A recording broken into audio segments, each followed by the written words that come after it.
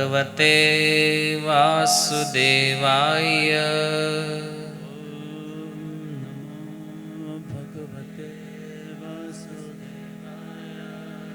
ઓમ નમો ભગવતે વાસુદેવાય.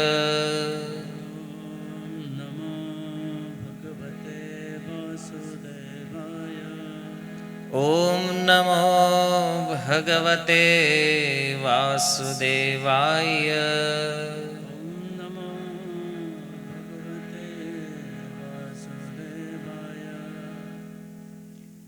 હરે કૃષ્ણ. સ્વાગતમ ઉપસ્થિત સર્વ શ્રોતાગણ, વૈષ્ણવજન તેમજ ઉપસ્થિત મહાનુભાવો. આજે શ્રીમદ ભાગવત સત્સંગ અર્થે આપણે સૌ અહીંયા ઉપસ્થિત થયા છીએ અને નિશ્ચિત રૂપમાં મનુષ્ય જીવનના જે દિવ્ય મૂલ્ય છે એના વિષયમાં થોડી ચર્ચા કરીશું અને સમજવાનો પ્રયાસ કરીશું કે એક અધ્યાત્મ મનુષ્ય જીવન માટે કેટલું જરૂરી છે. આપણા જીવનમાં ઘણીવાર અનેક પ્રશ્નો ઊભા થતા હોય, જેમાં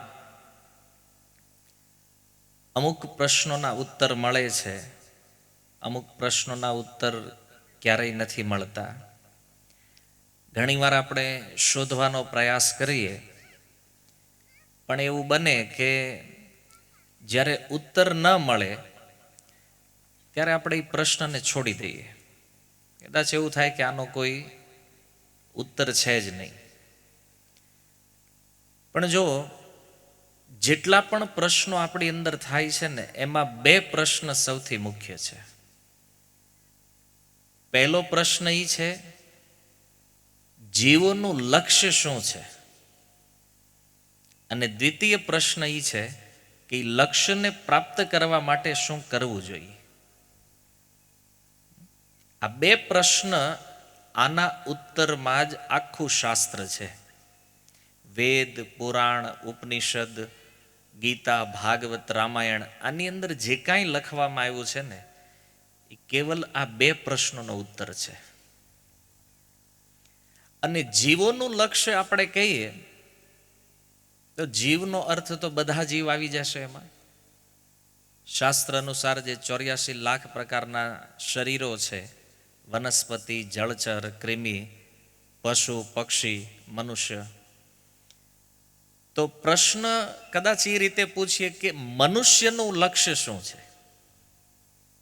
કારણ કે અન્ય જેટલા પણ શરીરો છે એને કોઈ લક્ષ્ય સાથે કોઈ મતલબ નથી. કારણ કે અન્ય શરીરો ભોગ યોની છે.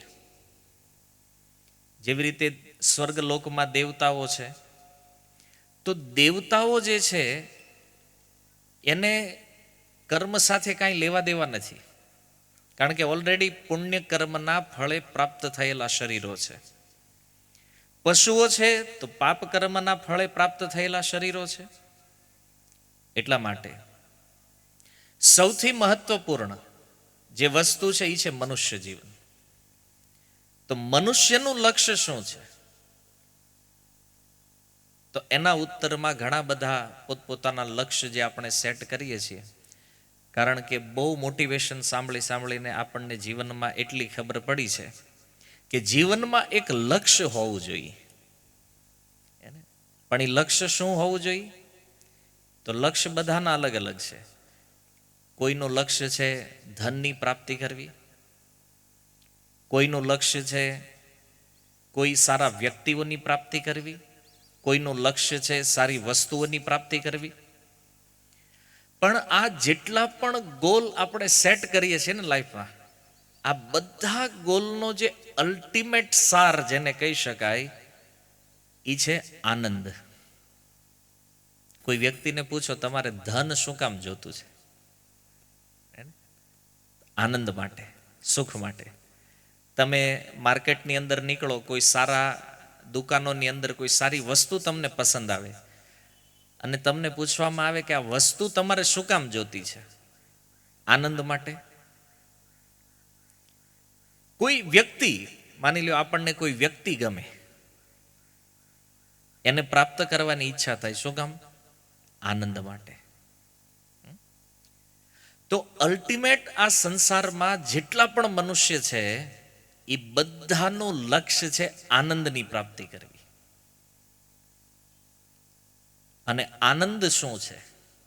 આજે હવે એની પછી નેક્સ્ટ એક પ્રશ્ન ઉભો થશે, આનંદ શું કામ જોતો છે ભાઈ?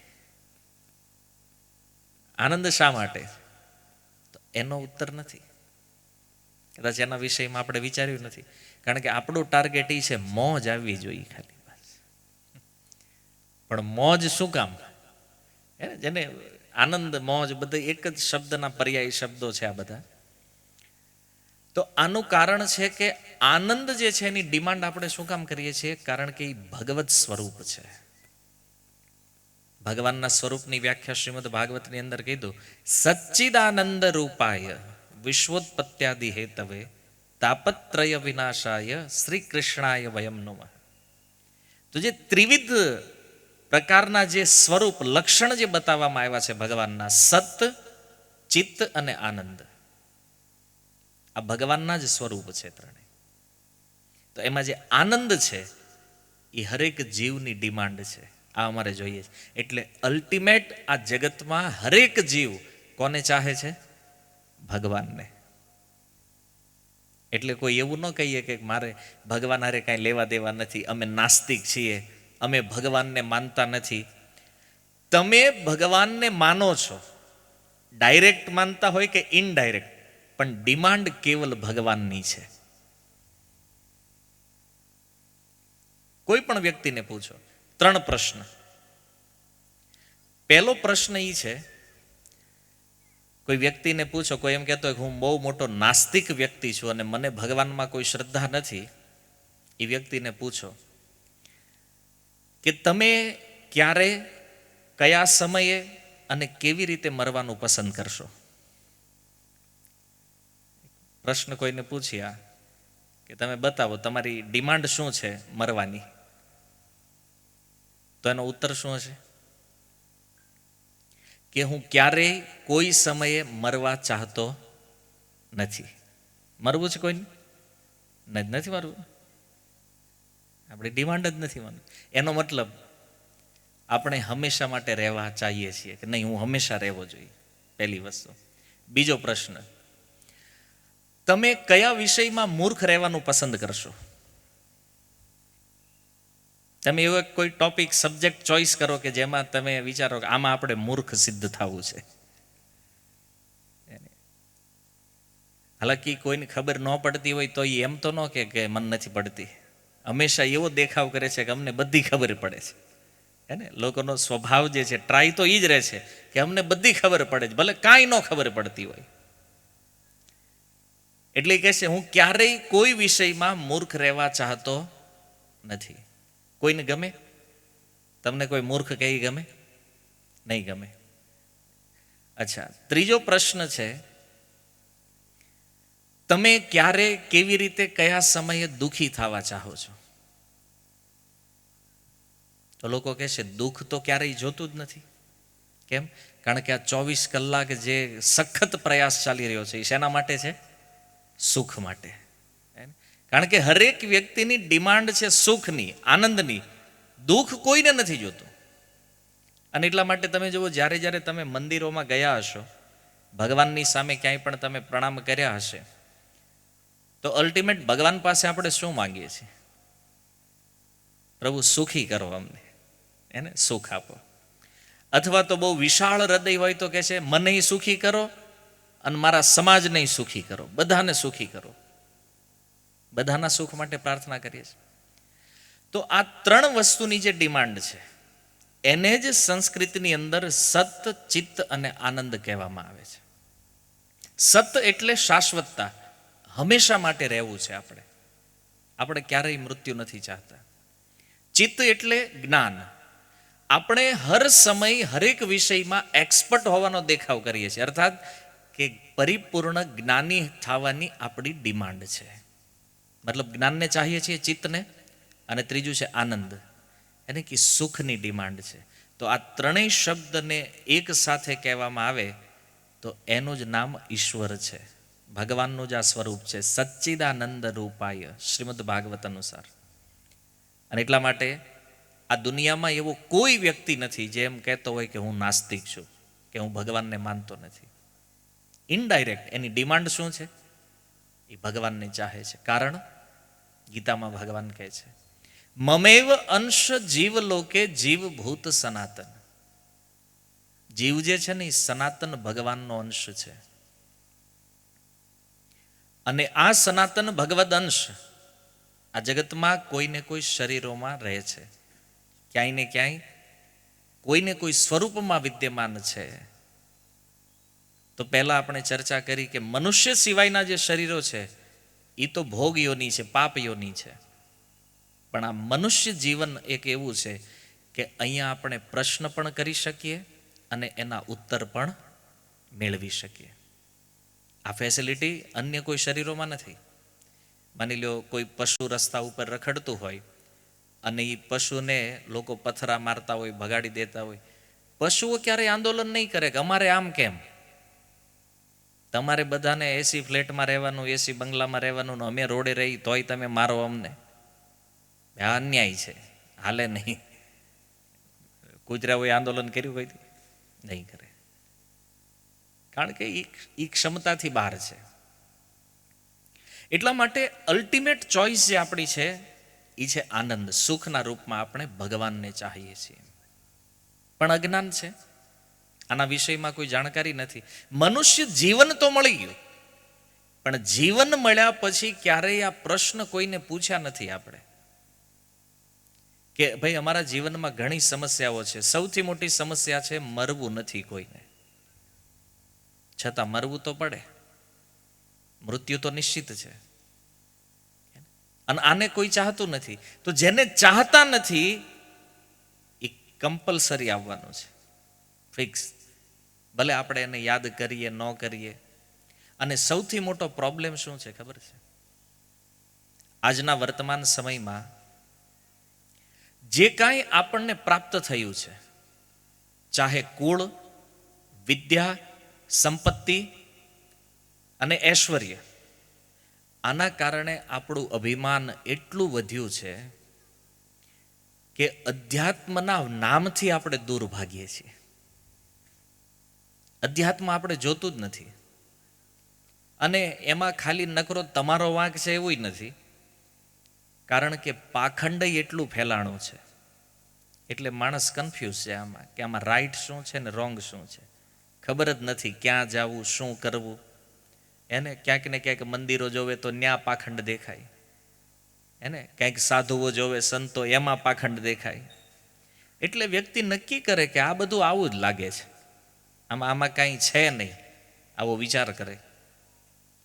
પણ જો કળિયુગની અંદર ભલે ગમે એટલું પાખંડ દેખાતું હોય, પણ શાસ્ત્ર જે છે એમાં જે સિદ્ધાંતો છે એ સત્ય છે, સદાકાળ માટે સત્ય છે, અને એમાં ક્યારેય કોઈ બદલાવ થવાનો નથી. એટલા માટે આ મનુષ્ય જીવન આપણને પ્રાપ્ત થયું છે, તો મૃત્યુ આવતા પહેલા, જ્યાં સુધીમાં આપણા મરણનો સમય આવે ને એ પહેલા આપણે એ સમજવાનું છે કે મને આ મનુષ્ય જીવન મળ્યું શા માટે.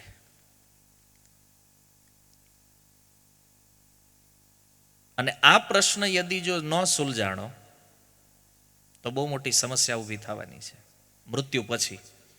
હવે એમાંય આપણા તર્ક છે, હે ને ભાઈ, મૃત્યુ પછી કોણે જોયું છે શું થાય? મૃત્યુ પછી જે ગયા છે એ ક્યારેય કોઈ આવ્યા તો નથી પાછા કહેવા કે ભાઈ ગયા પછી આવું કાંઈ હોય, આવું છે. એટલે આવા બધા તર્ક જે છે એ આપણી શ્રદ્ધાને ખતમ કરી નાખે છે, આપણી શ્રદ્ધાને નષ્ટ કરે છે. અને ક્યારેક ક્યારેક આપણા એવા અનુભવો હોય આ સંસારમાં, એનાથી પણ આપણી શ્રદ્ધા ખતમ થઈ જાય. પણ હવે આપણને ક્યાંય શ્રદ્ધા છે કે નહીં એનો અર્થ એવો તો નથી કે આવવાવાળી પરિસ્થિતિ જે છે એમાં કોઈ બદલાવ થશે. માની લો જે મૃત્યુ આવવાનું છે એ તો સનાતન સત્ય છે, એમાં કોઈ ચેન્જ તો થવાનું નથી. એટલે આપણે એ સત્યને જાણવાનો પ્રયાસ કરવો જ રહ્યો. આપણી પાસે કોઈ વિકલ્પ નથી. આપણે બિઝનેસ કરીએ છીએ, પરિવારનું પાલન કરતા હોઈએ, વ્યવહાર કરતા હોઈએ, આ બધું જરૂરી છે ગૃહસ્થો માટે અને આ કરવું જોઈએ. પણ જેટલું આને આપણે જરૂરી માનીએ છીએ ને એટલું જ જરૂરી છે જીવનનો આ જે સેકન્ડ પાર્ટ છે અધ્યાત્મ, જ્યાં આપણે પોતાના વિષયમાં જાણકારી લેવાની છે. હું કોણ છું? સૌથી પહેલા તો એ પ્રશ્ન છે, આપણે છીએ કોણ? બીજું કે આ સંસારમાં હું આવ્યો શું કામ? જન્મની પહેલા આપણું અસ્તિત્વ હતું કે નહીં? અને મૃત્યુ પછી આપણું અસ્તિત્વ હશે કે નહીં? આવા અનેક પ્રશ્નો છે. આનો ઉત્તર આપણે પ્રાપ્ત કરવાનો છે. પણ ઘણીવાર એવું બને છે કે અલગ અલગ પ્રકારના જે મત સંસારમાં ફેલાયેલા છે, અને ઘણીવાર ક્યારેક કોઈ મતમાં આપણે એવા ફસાઈ જાય ને પછી એમાંથી બહાર નીકળવાનું મન ન થાય. એક જગ્યાએ લાગી ગયા તો એમ લાગે કે નહીં, આ જ સત્ય છે. અને આપણે સત્ય સામે હોવા છતાં એનો સ્વીકાર નથી કરી શકતા, કારણ કે ઓલી ગ્રંથિ મનમાં બંધાઈ ગઈ હોય ને એટલા માટે. તમે જુઓ, ભારતની અંદર એક મત છે ચારવાકનો મત. ચારવાકનો મત એ હતો, મોજ કરો. આ મનુષ્ય જીવન શું કામ મળ્યું છે? મોજ કરવા માટે. અને એણે એક સૂત્ર આપ્યું. એ સૂત્ર બહુ સમજવા જેવું છે. નાસ્તિકવાદનો પ્રણેતા છે આ ચારવાક. એણે કીધું, યાવત જીવમ તાવત જીવેત, રીડમ કૃત્વા ધૃતમ પીબેત. જ્યાં સુધી જીવો ત્યાં સુધી ઘી પીવો. ઘી પીવાનો મતલબ છે મીઠાઈઓ ખાઓ, ઘીથી બનેલી વાનગીઓ ખાઓ, ખાઈ પીને મોજ કરો. પછી ભસ્મીભૂતસ્ય દેહસ્ય, આ શરીર જ્યારે રાખ થઈ જાય તો રાખ પાસે કોણ ઉઘરાણી કરે? હે ને, માની લો લેણું કરીને ખાઈ પીને મોજ કરી અને માણા મરી ગયો તો રાખ પાસે ઉઘરાણી કોણ કરે? આ જ જીવનનું સત્ય છે. ચારવાકનો મત છે. પણ તમે જુઓ, આ ચારવાકને અત્યારે 7 અરબ લોકો આ વિશ્વમાં છે, એમાંથી 7 લાખ લોકો ચારવાકને માનવાવાળા નથી, કારણ કે એનો મત સમજવા જેવો છે. એનો મત હતો કે તમારું લક્ષ્ય કેવલ તમારું શરીર હોવું જોઈએ,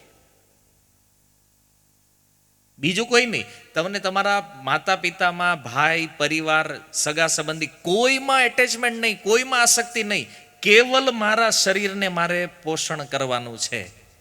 તો આવો માણસ કોઈ છે આ સંસારમાં? તમે જુઓ ક્યાંય દેખાય? એ ખાલી પોતાનું જ વિચારતો હોય, કોઈ સગા સંબંધી, પરિવાર અરે કાંઈ લેવા દેવા નહીં. એટલે મત ખતરનાક છે, પણ ફોલો કરવાવાળા લોકો નથી આને, ચારવાકના મતને. અને આની પાછળ એક બહુ સુંદર કથા છે. આ ચારવાકને આવો વિચાર આવ્યો ક્યાંથી? તો વાસ્તવમાં ચારવાક જે છે ને એ બૃહસ્પતિનું પ્રતિબિંબ છે. દેવતાઓના જે ગુરુ છે ને બૃહસ્પતિ. એકવાર થયું એવું કે દેવતાઓમાં ને અસુરોમાં લડાઈ થઈ ગઈ બેયમાં. હવે લડાઈ થઈ ને એટલે દેવતાઓએ અસુરોને માર્યા અને લગભગ નષ્ટપ્રાય કરી દીધા હતા. તો એ અસુરોના ગુરુ શુક્રાચાર્યના મનમાં એક વિચાર થયો કે જો આ રીતે અસુરો નાશ થઈ જાય તો પછી તો આ ફરીને ક્યારેય ઊભા નહીં થઈ શકે પાછા. એટલે એણે નક્કી કર્યું તપસ્યા કરવા જાવ. હવે જેવા એ તપસ્યા કરવા ગયા એટલે ઇન્દ્રએ પોતાની પુત્રીને મોકલી એને તપસ્યા ભંગ કરવા માટે. અને આ બાજુ બૃહસ્પતિ શુક્રાચાર્યનું રૂપ લઈ અને એ અસુરો પાસે આવ્યા, જે વધ્યા હતા એને. અને આવીને કીધું, સાંભળો, જીવનનું લક્ષ્ય છે ખાઈ પીને મોજ કરો. કોઈ બીજાનું આપણે વિચારવાનું નહીં, બીજાનું જોવાનું નહીં. જ્યાં સુધી જીવો ત્યાં સુધી મોજ કરો. ઓલાને તેમ થયું કે અમારા ગુરુજી છે અને ગુરુજી આજ્ઞા આપી ખોટી હોય ને. અને એ કે સાંભળો, મારું રૂપ લઈને કોઈ બીજો વ્યક્તિ આવે, મારીને ભગાડી દેજો. એ કે હકીકતમાં હતા કોણ? બૃહસ્પતિ. શુક્રાચાર્યનું રૂપ લીધું અને પછી અસુરોને આ શિક્ષા આપી એને. ત્યારથી આ મત પ્રચલિત થયો છે, ઋણમ કૃત્વા ધૃતમ પીબેત. મતલબ બૃહસ્પતિ આનો પ્રારંભ કર્યો છે. અને ચારવાક એનો મહાન પ્રીચર બન્યો પછી અહીંયા પૃથ્વી પર. એ અસુરોને મોહિત કરવા માટે બૃહસ્પતિ આ ચાલ ઉપયોગ કરી હતી. અને પાશ્ચાત્ય દેશોની અંદર જુઓ તમે, પશ્ચિમમાં ઘણા ફિલોસોફરો થયા, પણ એ બધા ફિલોસોફરોના અલગ અલગ મત છે. કોઈએ કીધું નહીં નહીં, આપણે પોતાના સ્વાર્થને પણ જોવું જોઈએ અને સાથે સાથે અન્ય જીવોના સ્વાર્થને પણ જોવો જોઈએ. કોઈએ કીધું પોતાના પરિવારની પણ સેવા કરો અને સમાજની પણ સેવા કરો. અને આ પ્રમાણે અનેક ફિલોસોફરોએ અનેક મતો પ્રગટ કર્યા, પણ મનુષ્ય જીવનનું લક્ષ્ય ક્યાંય પ્રાપ્ત થયું નથી. હજી તમે જુઓ તો વિદ્વાનો મત આપ્યા જ કરે, પોતાના આપ્યા જ કરે છે. કેમ? ત્યાં લક્ષ્ય શું કામ પ્રાપ્ત નથી થયું? કારણ કે આ જેટલા પણ મત છે એ બધા મનથી ઉત્પન્ન થયેલા છે, પોતપોતાના માઇન્ડથી નીકળ્યા છે. એટલા માટે આવા બધા મત જે છે ને એની કોઈ વેલ્યુ નથી. પણ ભારત વર્ષ જે છે એ વૈદિક સિદ્ધાંતોને માને છે. શાસ્ત્રોની અંદર જે લખ્યું છે એ સિદ્ધાંત, અને શાસ્ત્રોની અંદર મનુષ્ય જીવનનું લક્ષ્ય ક્લિયર છે કે આ મનુષ્ય જીવન પ્રાપ્ત થયું છે ભગવત ભજન કરવા માટે, અને ભજન કરી પોતાના સ્વરૂપને જાણી અને ભગવાનને જાણી અને ભગવાન સાથે સંબંધ જોડીને આ સંસારમાંથી મુક્ત થવું જોઈએ. એટલે આપણને મનુષ્ય બનાવવામાં આવ્યા છે. આ ખાઈ પીને ઊંઘવા હાટવા નથી મળ્યું. તમે જો આ જીવનમાં એચિવમેન્ટ ગમે એટલા મોટા હોય આપણી પાસે ખૂબ ધન સંપત્તિ આવી, આપણી પાસે એજ્યુકેશન ખૂબ આવ્યું, એને સમાજની અંદર આપણે ખૂબ પ્રસિદ્ધ થયા, પણ આ બધાથી મૃત્યુમાં ફાયદો શું છે? આ પ્રશ્ન યદિ પોતાને પૂછવામાં આવે કે આ બધી વસ્તુ કર્યા પછી મૃત્યુથી બચવામાં આ બધી વસ્તુનું યોગદાન કેટલું? માની લો તમે પીએચડી થયા હો કોઈ વિષયમાં અને તમારું મૃત્યુ આવે ને તમે એમ કહો ના હું તો 5 વિષયમાં પીએચડી છું, તો શું કરે? યમરાજ છોડી દે? નહીં છોડે. આપણે એમ કે પણ અમારા એકાઉન્ટમાં એટલા પડ્યા છે એટલે થોડાક તમને ટ્રાન્સફર કરવી. યમરાજ કે અમાર નો હાલે. અને હવે તમે જો ગાડીઓવાળા વાહે લખાવે છે ને, બહુ સુંદર વાતો લખી હોય, મોત કભી રિશ્વત નહીં લેતી હૈ. અને તમે ગમે એટલું આપવાની ટ્રાય કરો. તો આજે આપણી ભૌતિક ઉપલબ્ધિઓ છે એ આપણને આમાંથી બચાવી ન શકે. અને એટલા માટે આપણે અધ્યાત્મની જરૂર છે કે આ બધા પ્રશ્નોના વિષયમાં સાચું માર્ગદર્શન આપણને પ્રાપ્ત થાય. એટલે આ સત્સંગ છે. કારણ કે જ્યારે આપણે સત્સંગમાં આવીએ, જ્યારે સત્સંગમાં આપણે શ્રવણ કરીએ છીએ શાસ્ત્રોના વિષયમાં, ત્યારે આ બધા વિષયો ધીરે ધીરે ક્લિયર થતા જાય. અને એવું નથી કે આ ભારતમાં સત્સંગ નથી થતો. ભારતમાં જેટલો સત્સંગ થાય એટલો બીજે ક્યાંય નથી, પણ તોય માથાકૂટ અહીંયા છે એટલી પાછી. આ એટલું જ સત્ય છે. શું કામ માથાકૂટ છે? કારણ કે સત્સંગનો વાસ્તવિક અર્થ ખબર નથી. સત્સંગ એટલે શું છે? સત્સંગનો અર્થ છે જે સત વસ્તુ છે એનાથી નિકટ જવું. ગીતામાં ભગવાન કહે છે, અધ્યાય 2 શ્લોક ક્રમાંક 16, નાસતો વિદ્યતે ભાવો ના ભાવો વિદ્યતે સત. વિદ્વાનોનું એવું કહેવું છે કે આ દુનિયામાં 2 પ્રકારના તત્વ અસ્તિત્વ ધરાવે છે. એક સત છે અને બીજું અસત છે. સત વસ્તુમાં કેવલ 2 તત્વ છે, આત્મા અને પરમાત્મા.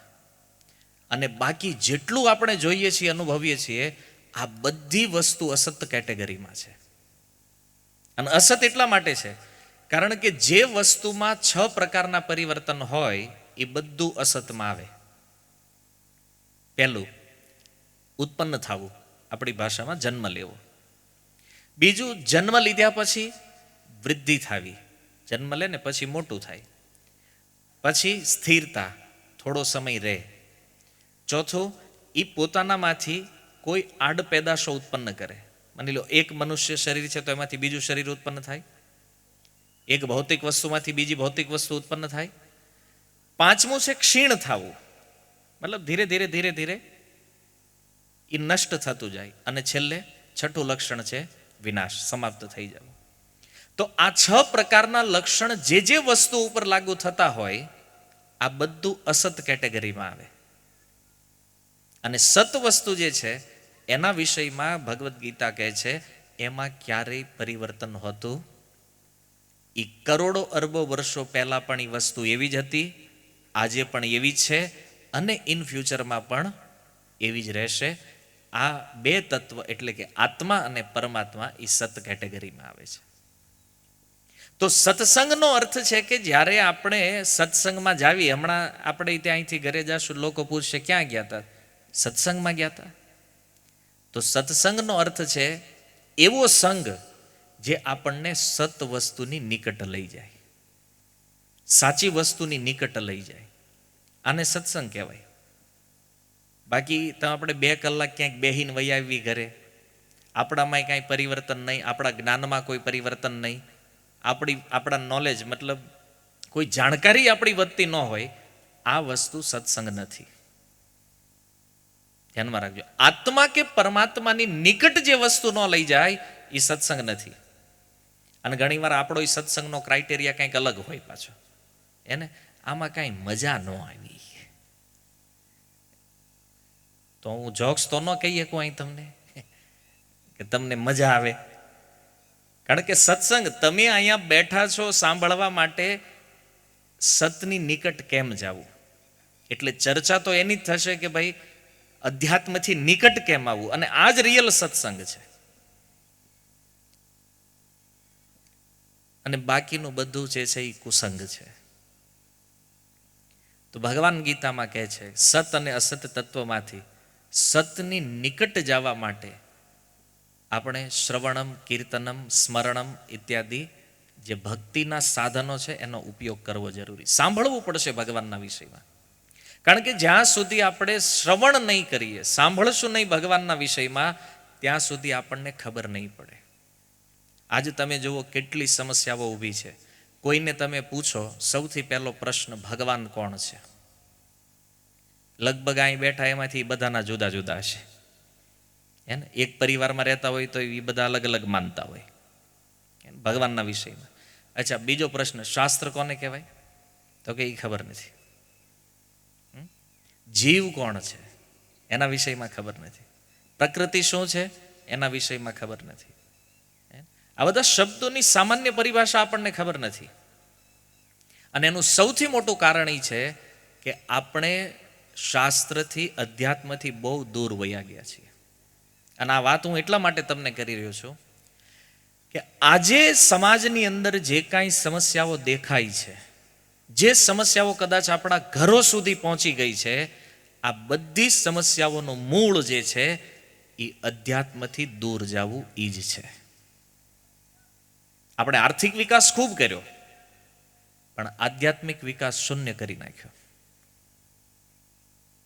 આ દુર્ભાગ્ય છે આપણું. અને એટલા માટે ક્યારેક આપણને એવું લાગતું હતું કે આ કોકના ઘરની સમસ્યા છે, બીજાની સમસ્યા છે, એ સમસ્યાઓ આજ આપણા ઘર સુધી પહોંચી છે.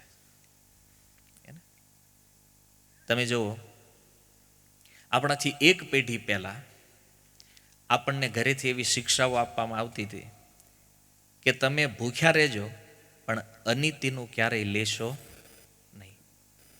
આવી શિક્ષાઓ આપણા દાદાથી આપણે સાંભળી હશે, તમે સાંભળી હશે બધાએ. તો વિચાર કરો, પણ એ શિક્ષાઓનો અમલ ન થયો. એ શિક્ષા આપણને મળી હતી ત્યાં, અને જેવા આપણે શહેરમાં આવ્યા અને આપણે જોયું કે આ તો આપણી જ બિરાદરીનો માણસ છે, અને થોડુંક આમ તેમ કરીને તો ક્યાં પગી ગયો એને પોતાનો વ્યક્તિ, એને એના મનથી એવું લાગ્યું કે આ ખોટું છે, પણ એને જો કે મારો જ વ્યક્તિ આ કરી રહ્યો છે તો મારે કરવામાં શું વાંધો છે? માની લો આપણા જ કાકાનો બાપાનો દીકરો ઉઠી ગયો હોય, એટલે આપણે નીતિવાન હોય કે ભાઈ કોઈનું લેવાય નહીં, પણ એમ થાય ખરું આ ઉઠી ગયો, આને કોઈએ કાંઈ કરી લીધું નહીં તો કે આ કરાય. સમજ્યા? અને આ શરૂ થઈ ગયું. પહેલાં તમે જુઓ, 10-15 ગામ આજુબાજુમાં હોય અને એમાં એક ગામમાં જો કોઈના છૂટાછેડા થાય તો એવું લાગે જાણે આકાશમાંથી વીજળી પડી હોય. 15 ગામની વચ્ચે કદાચ એક કિસ્સો આવો બન્યો હોય આજથી 30 વર્ષ પહેલા, તો લોકોને આમ આઘાત લાગતો કે ઓહો, હવે આજે કોઈને એમ કહો કે ભાઈ આનું છૂટું તે એ રોજ થાય છે. કોમન થઈ ગયું સમાજની અંદર. જુઓ તમે, થયું છે કે નહીં? એને કોઈનું ધન લઈને ભાગી જવું આ રીતે પતિ પત્નીઓના ઝઘડા, ડિવોર્સનું પ્રમાણ વધવું, બાળકોનું ઘરેથી ભાગી જવું, 8મા કે 9મા કે 10મા ધોરણના અંદર એને આત્મહત્યા કરવાની પ્રેરણા અંદરથી આવવી, તો ક્યારેય વિચાર કર્યો છે કે આ બધું થવા પાછળનું કારણ શું છે? કારણ કે આપણે બધા તો હજી એ જ વેમમાં જીવીએ છીએ કે પ્રોગ્રેસ કરી રહ્યા છીએ, આપણી પ્રગતિ થઈ રહી છે. કયા એંગલથી થઈ રહી છે? ક્યાંથી લાગે છે પ્રોગ્રેસ થઈ છે? પૈસા વધવા એ પ્રગતિનું નિશાન નથી. અને જો આપણે પ્રોગ્રેસ કરતા હોત ને તો આ બધી સમસ્યાઓ સુલઝવી જોઈએ, એની બદલે આ ઉલઝી રહ્યું છે દિવસે ને દિવસે. અને આ પરિવારના હાથમાં નથી. આપણને એમ હોય કે કોઈ આપણા શ્રેષ્ઠ વ્યક્તિઓ જે છે એ કરશે, એના હાથમાં નથી. સરકારના ભરોસે બેઠા હોય તો આ સરકારના હાથમાં પણ નથી. આનું સોલ્યુશન ક્યાં છે? જો, અને આ પ્રોબ્લેમ દિવસે ને દિવસે વધતો જાય છે. જો આ કોઈ શાસ્ત્રની વાત નથી, બિલકુલ જે પ્રેક્ટિકલ સમાજમાં થઈ રહ્યું છે, હું એની વાત તમને કરી રહ્યો છું કે આ પ્રોબ્લેમ જે વધી રહ્યો છે, આનું સોલ્યુશન શું છે? રોજ જાહેર ખબરોમાં, ન્યૂઝમાં આપણે વાંચીએ છીએ, અહીંયા ચોરીઓ થઈને ઓલો ભાગી ગયો ને ઓલી ભાગી ગઈ ને પરણેલા ભાગી ગયા ને કેટલી કેટલી ન્યૂઝ. અને આ વાંચીને દુઃખ લાગે કે સમાજ કઈ દિશામાં જઈ રહ્યો છે. પણ આના ઉપર કોઈનું ચિંતન નથી આવતું ક્યારેય પેપરમાં કે આને અટકાવી કેમ કાંઈ, આને રોકવું કેવી રીતે. અને ચિંતન શું કામ નથી? કારણ કે જે પોતાને બુદ્ધિજીવીઓ માને છે, જે પોતાને સમાજના લીડરો માને છે, એને જ ખબર નથી કે આનો રસ્તો શું છે, આનું સોલ્યુશન શું છે. નથી જાણતા એ લોકો. આ બધા જ ભૌતિક પ્રોબ્લેમોનું સોલ્યુશન છે અધ્યાત્મ. પણ એની હારે આપણે વાંધો છે, કારણ કે ત્યાં તો આપણે જાતા નથી નિકટ. પ્રોબ્લેમ છે નો ડાઉટ, પણ એનું સોલ્યુશન પણ છે, પણ એ અધ્યાત્મ શાસ્ત્રમાં છે. અને આ બધી આપણને ખબર નથી. મેં કીધું એમ, ભગવાન કોણ છે, જીવ કોણ છે, પ્રકૃતિ, કાળ, કર્મ, આ બધા હારે આપણે કાંઈ લેવા દેવા જ નથી. કારણ કે આપણી અંદર અહંકારી થઈ ગયો છે કે હું બુદ્ધિમાન છું અને હું જે વિચારું એ સાચું જ હોય, અમે જે નિર્ણય કર્યો એ સાચો જ હોય. અને એટલા માટે આ બધી ગડબડ ઊભી થઈ છે. આજે તમે જુઓ, કોઈ વ્યક્તિને પૂછો કે તમે ભગવાનમાં માનો છો, ઠીક છે, કયા ભગવાનને માનો છો? તો એ કોઈ પણ નામ આપશે જે જેને માનતા હશે. તમે એને પૂછશો કે આનું કોઈ પ્રમાણ ખરું? એટલે તમે કોઈને ભગવાન માનો છો તો એનું કોઈ પ્રમાણ? તો એ કહે છે નહીં, પ્રમાણ શું હોય કે અમારે તો ભાઈ દાદા બાપ દાદાઓથી હાલ્યું આવે છે. કોઈ કહેશે કે નહીં, અમારે તો પહેલાં કાંઈ હતું નહીં, પણ આ મંદિરે જવા માંડ્યા ને એટલે પછી અહીંથી સારું થઈ ગયું એટલે અમે એને ભગવાન માનીએ છીએ. શાસ્ત્ર પ્રમાણ તો કંઈ ખબર નથી. અને જો અત્યારે હિન્દુઓની અંદર, સનાતન ધર્મની અંદર સૌથી મોટી તકલીફ શું છે ખબર છે? શાસ્ત્રમાં જે લખ્યું છે એને માનવું નથી. અને કોઈ પણ ફાલતુ માણસ વ્યાસપીઠ ઉપર બેહી અને કાંઈ પણ બકવાસ કરતો હોય કે આ ભગવાન છે કે ઓલો ભગવાન છે, તો એની પાછળ આખું ગામ લાગી જાય. પછી પ્રમાણને નથી માનતા, પણ કોઈ વ્યક્તિની માન્યતા છે. પ્રમાણ ઉપર વિશ્વાસ નથી. એટલા માટે અધ્યાત્મની અંદર આ બધા પ્રોબ્લેમ દેખાય છે આપણને. અરે ભગવાનના વિષયમાં આપણને કોઈ જ જાણકારી નથી. હાલો, ભલે માનતા હશો તમે, સવારે ઘરે દીવાબત્તી કરતા હશો, આ બધું હાલતું છે, એક તમારી શ્રદ્ધા, એક આસ્થા. તમે એવું બતાવવા માંગો છો કે આપણે ધાર્મિક છીએ. કોઈ આપણને નાસ્તિકનો સિક્કો ન મારે એટલે આપણે અધ્યાત્મને કે ભગવાનને માનીએ છીએ. આપણી પાસે કોઈ કારણ નથી એને માનવાનું. શું કામ? કારણ કે આપણે પ્રમાણ વગેરે જ તે શરૂ કર્યું છે એટલે નથી પ્રમાણ. અચ્છા, ઘણીવાર આજે સમાજમાં એક વસ્તુ છે, કોઈ પણ હિન્દુ વ્યક્તિઓને તમે એમ કહો કે ભગવાનના વિષયમાં તમારું શું માનવું છે, એટલે કે જો આપણે છે ને કોઈનો વિરોધ ન કરવી ભાઈ, આપણે બધાને માનીએ, બધા ભગવાન એક હરખા. તો કોઈ ભગવાન ન હોય અને એને કોઈ ભગવાન માનતું હોય ને આપણે એને કહીએ કે આ ભગવાન નથી, તો એ સત્ય છે કે વિરોધ છે? શું માનવું છે તમારું? સત્ય છે એ તમે અહીંયા કહો સત્ય છે, બાકી તો એવડે જ એમ જ કે તમે વિરોધ કરો છો અમારો, હે ને. અને એમાં આ બધું સોશિયલ મીડિયામાં વળી કોઈક સાંભળે તેમ કે આવડા જો આપણો વિરોધ કરે છે, આપણું કાપે છે. સત્યને કોઈ વિરોધ માની લે, આને પ્રમાણિત કેવી રીતે કરશો? પહેલી વસ્તુ તો ભગવાન બે નથી. આ જે ઉદારતા આપણા મનમાં આવી ગઈ છે ને, અમે બધા ભગવાનને માનીએ છીએ, અમે કોઈનો ક્યારેય વિરોધ ન કરીએ. તમે નથી કરી શકવાના વિરોધ. શું કામ? કારણ કે તમને ભગવાનના વિષયમાં ખબર જ નથી. કોનો વિરોધ કરશો તમે? કારણ કે કોઈની યારે તર્ક કરવા માટે પણ કોઈ જાણકારી હોવી જોઈએ ને. તમને કાંઈ ખબર જ નથી. એટલે બચવા માટે આપણે એક સુંદર રસ્તો કાઢ્યો. હું કહી દેવાનો એમ બધાને માનવી એટલે માથાકૂટ જ નહીં. કારણ કે મૂળમાં આપણે ગુજરાતી હોશિયાર તો ખરા જ, એટલે કે આ રસ્તો સારો છે, કોઈને કહેવાનું જ નહીં કે એમ બધાને માનવી. કે હવે બધાને માનવી એટલે તમે સૌથી પહેલાં તો ન્યા જ ખોટા પડો છો. કેમ બધાને માનવી? કેમ? કારણ કે ભગવાન બે છે જ નહીં, એક છે. અને કોણ કે છે? ઉપનિષદ. ઉપનિષદોમાં ભગવાનના વિષયમાં કીધું છે એકો અદ્વિતીય, ભગવાન એક છે, બે નથી. તો વળી એક પ્રશ્ન થશે કે હાલો એ એક ભગવાન કોણ છે? શ્રીમદ ભાગવતમ સ્કંદ 1 અધ્યાય 3 શ્લોક ક્રમાંક 28 સુત ગોસ્વામી કહે છે એતે જ અંશ કલા પુંસઃ કૃષ્ણસ્તુ ભગવાન સ્વયં. એ જે એક અદ્વિતીય ઈશ્વર છે એને વેદોમાં શાસ્ત્રોમાં કૃષ્ણ કહેવામાં આવે છે. એ કૃષ્ણ છે. હવે પાછો ન્યા પ્રશ્ન ઊભો થશે, તમે કૃષ્ણને માનો છો એટલે તમે તેને જ મોટા કહેશો? બરાબર છે. આ આપણા ગુજરાતી જે વડીલ વર્ગ છે માતાઓનો, એની આ કોમેન્ટ છે. કારણ કે ઘણીવાર સૌરાષ્ટ્રમાં કથાઓમાં જાય ને ત્યારે કથાઓની અંદર અવતારોની ચર્ચા થાય, ભગવાનની વાત નીકળે અને આપણે કહીએ કે ભાઈ પૂર્ણ પુરુષોત્તમ પરમેશ્વર, the supreme personality of godhead જે છે એ કૃષ્ણ છે. પછી એ માળીઓ બે ચાર બેઠા હોય આમ શેરીના નાકેની વાતો કરતા હોય કે આવડા તો બધા કે જે માનતા હોય એને જ મોટા કે ને, એમ કે ભાઈ આપણે જેને માનતા હોય એને મનાય. કે બધા માટે પોતપોતાના ભગવાન મોટા જ હોય. બધું ઘરની ફિલોસોફી ટોટલ. એટલે તો આ તો ભાગવતમાં સૂતજી જે બોલી રહ્યા છે તો સૂતજી કરતા વધારે જ્ઞાન છે આપણી અંદર. સુખદેવ ગોસ્વામી કહે છે કે ભાઈ આ કૃષ્ણ છે એ ભગવાન છે, પરમ તત્વ છે. તો સુખદેવ ગોસ્વામીથી વધારે કોઈ જ્ઞાની છે? વેદવ્યાસ જેણે આટલા શાસ્ત્રોનું સંકલન કર્યું છે એ વ્યાસદેવ કહે છે કૃષ્ણસ્તુ ભગવાન સ્વયં. બતાવો, વ્યાસદેવથી કોઈ બુદ્ધિશાળી છે? નથી. પણ આજકાલ એવા પાખંડી સાધુઓ અને એવા પાખંડ સંપ્રદાયો નીકળ્યા છે, ગમે એની આગળ પૂર્ણ પુરુષોત્તમ પરમેશ્વર જોડી દેવાનું, ગમે એની આગળ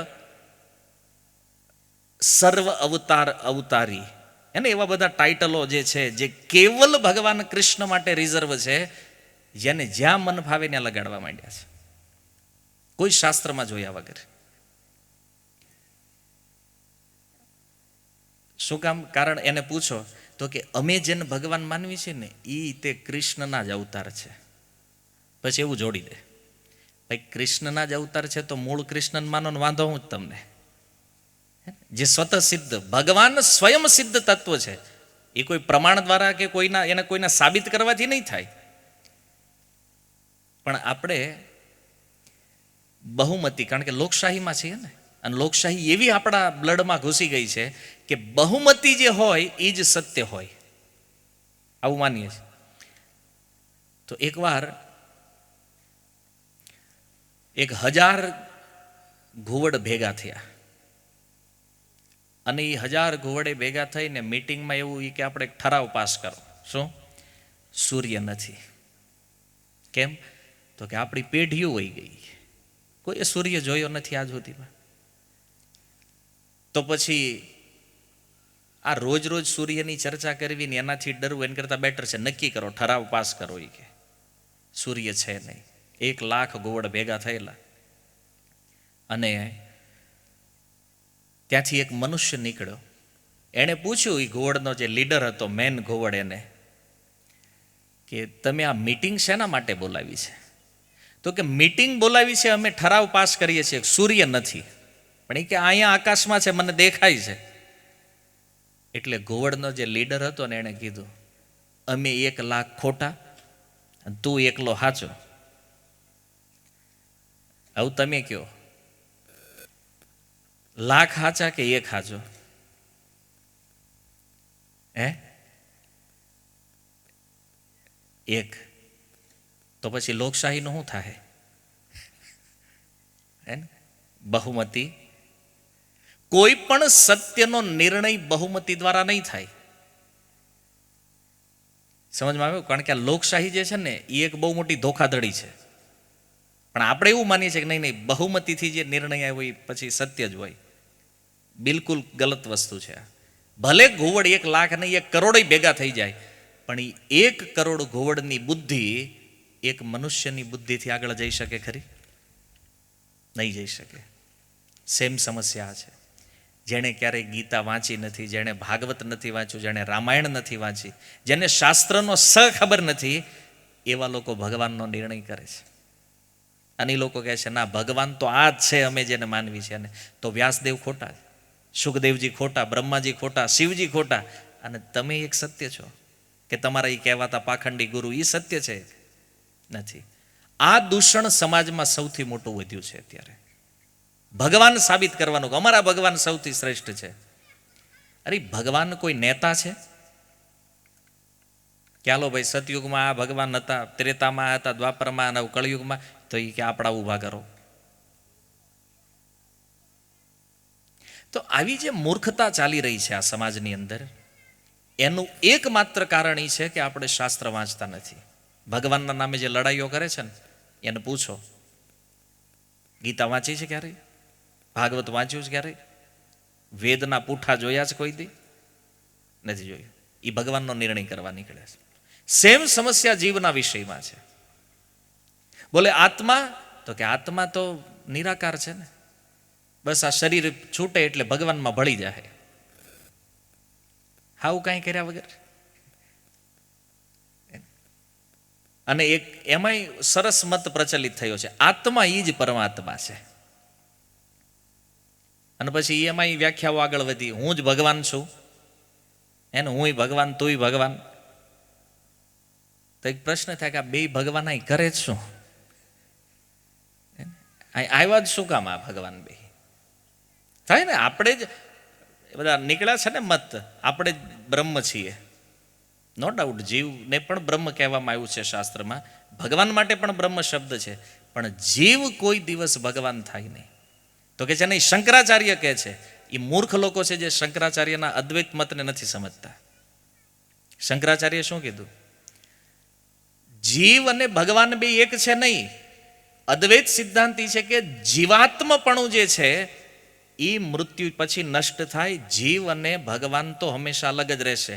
અદ્વૈત પણ માને છે આ વસ્તુને. કારણ કે જો જીવને ભગવાન એક હોય તો આ બ્રહ્માનંદનું સુખ લે જ કોણ? જે બ્રહ્માનંદ માટે અદ્વૈત મત પ્રસિદ્ધ છે, તો એ બ્રહ્માનંદનું સુખ કોણ લે છે?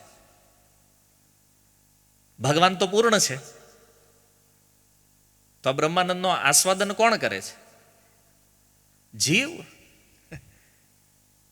તો એ બેયનું દ્વૈત હંમેશા રહેવાનું છે. સમજ્યા વગર કોઈ પણ વાતોની અંદર, જો જીવના વિષયમાં અને પ્રકૃતિના વિષયમાં તો કોઈ મતલબ જ નથી. ખાલી એટલું ખબર છે, પંચમહાભૂત છે આપણું આ શરીર, પંચમહાભૂતથી બન્યું છે, આટલી જાણકારી છે. એનાથી વિશેષ બીજું કાંઈ નહીં.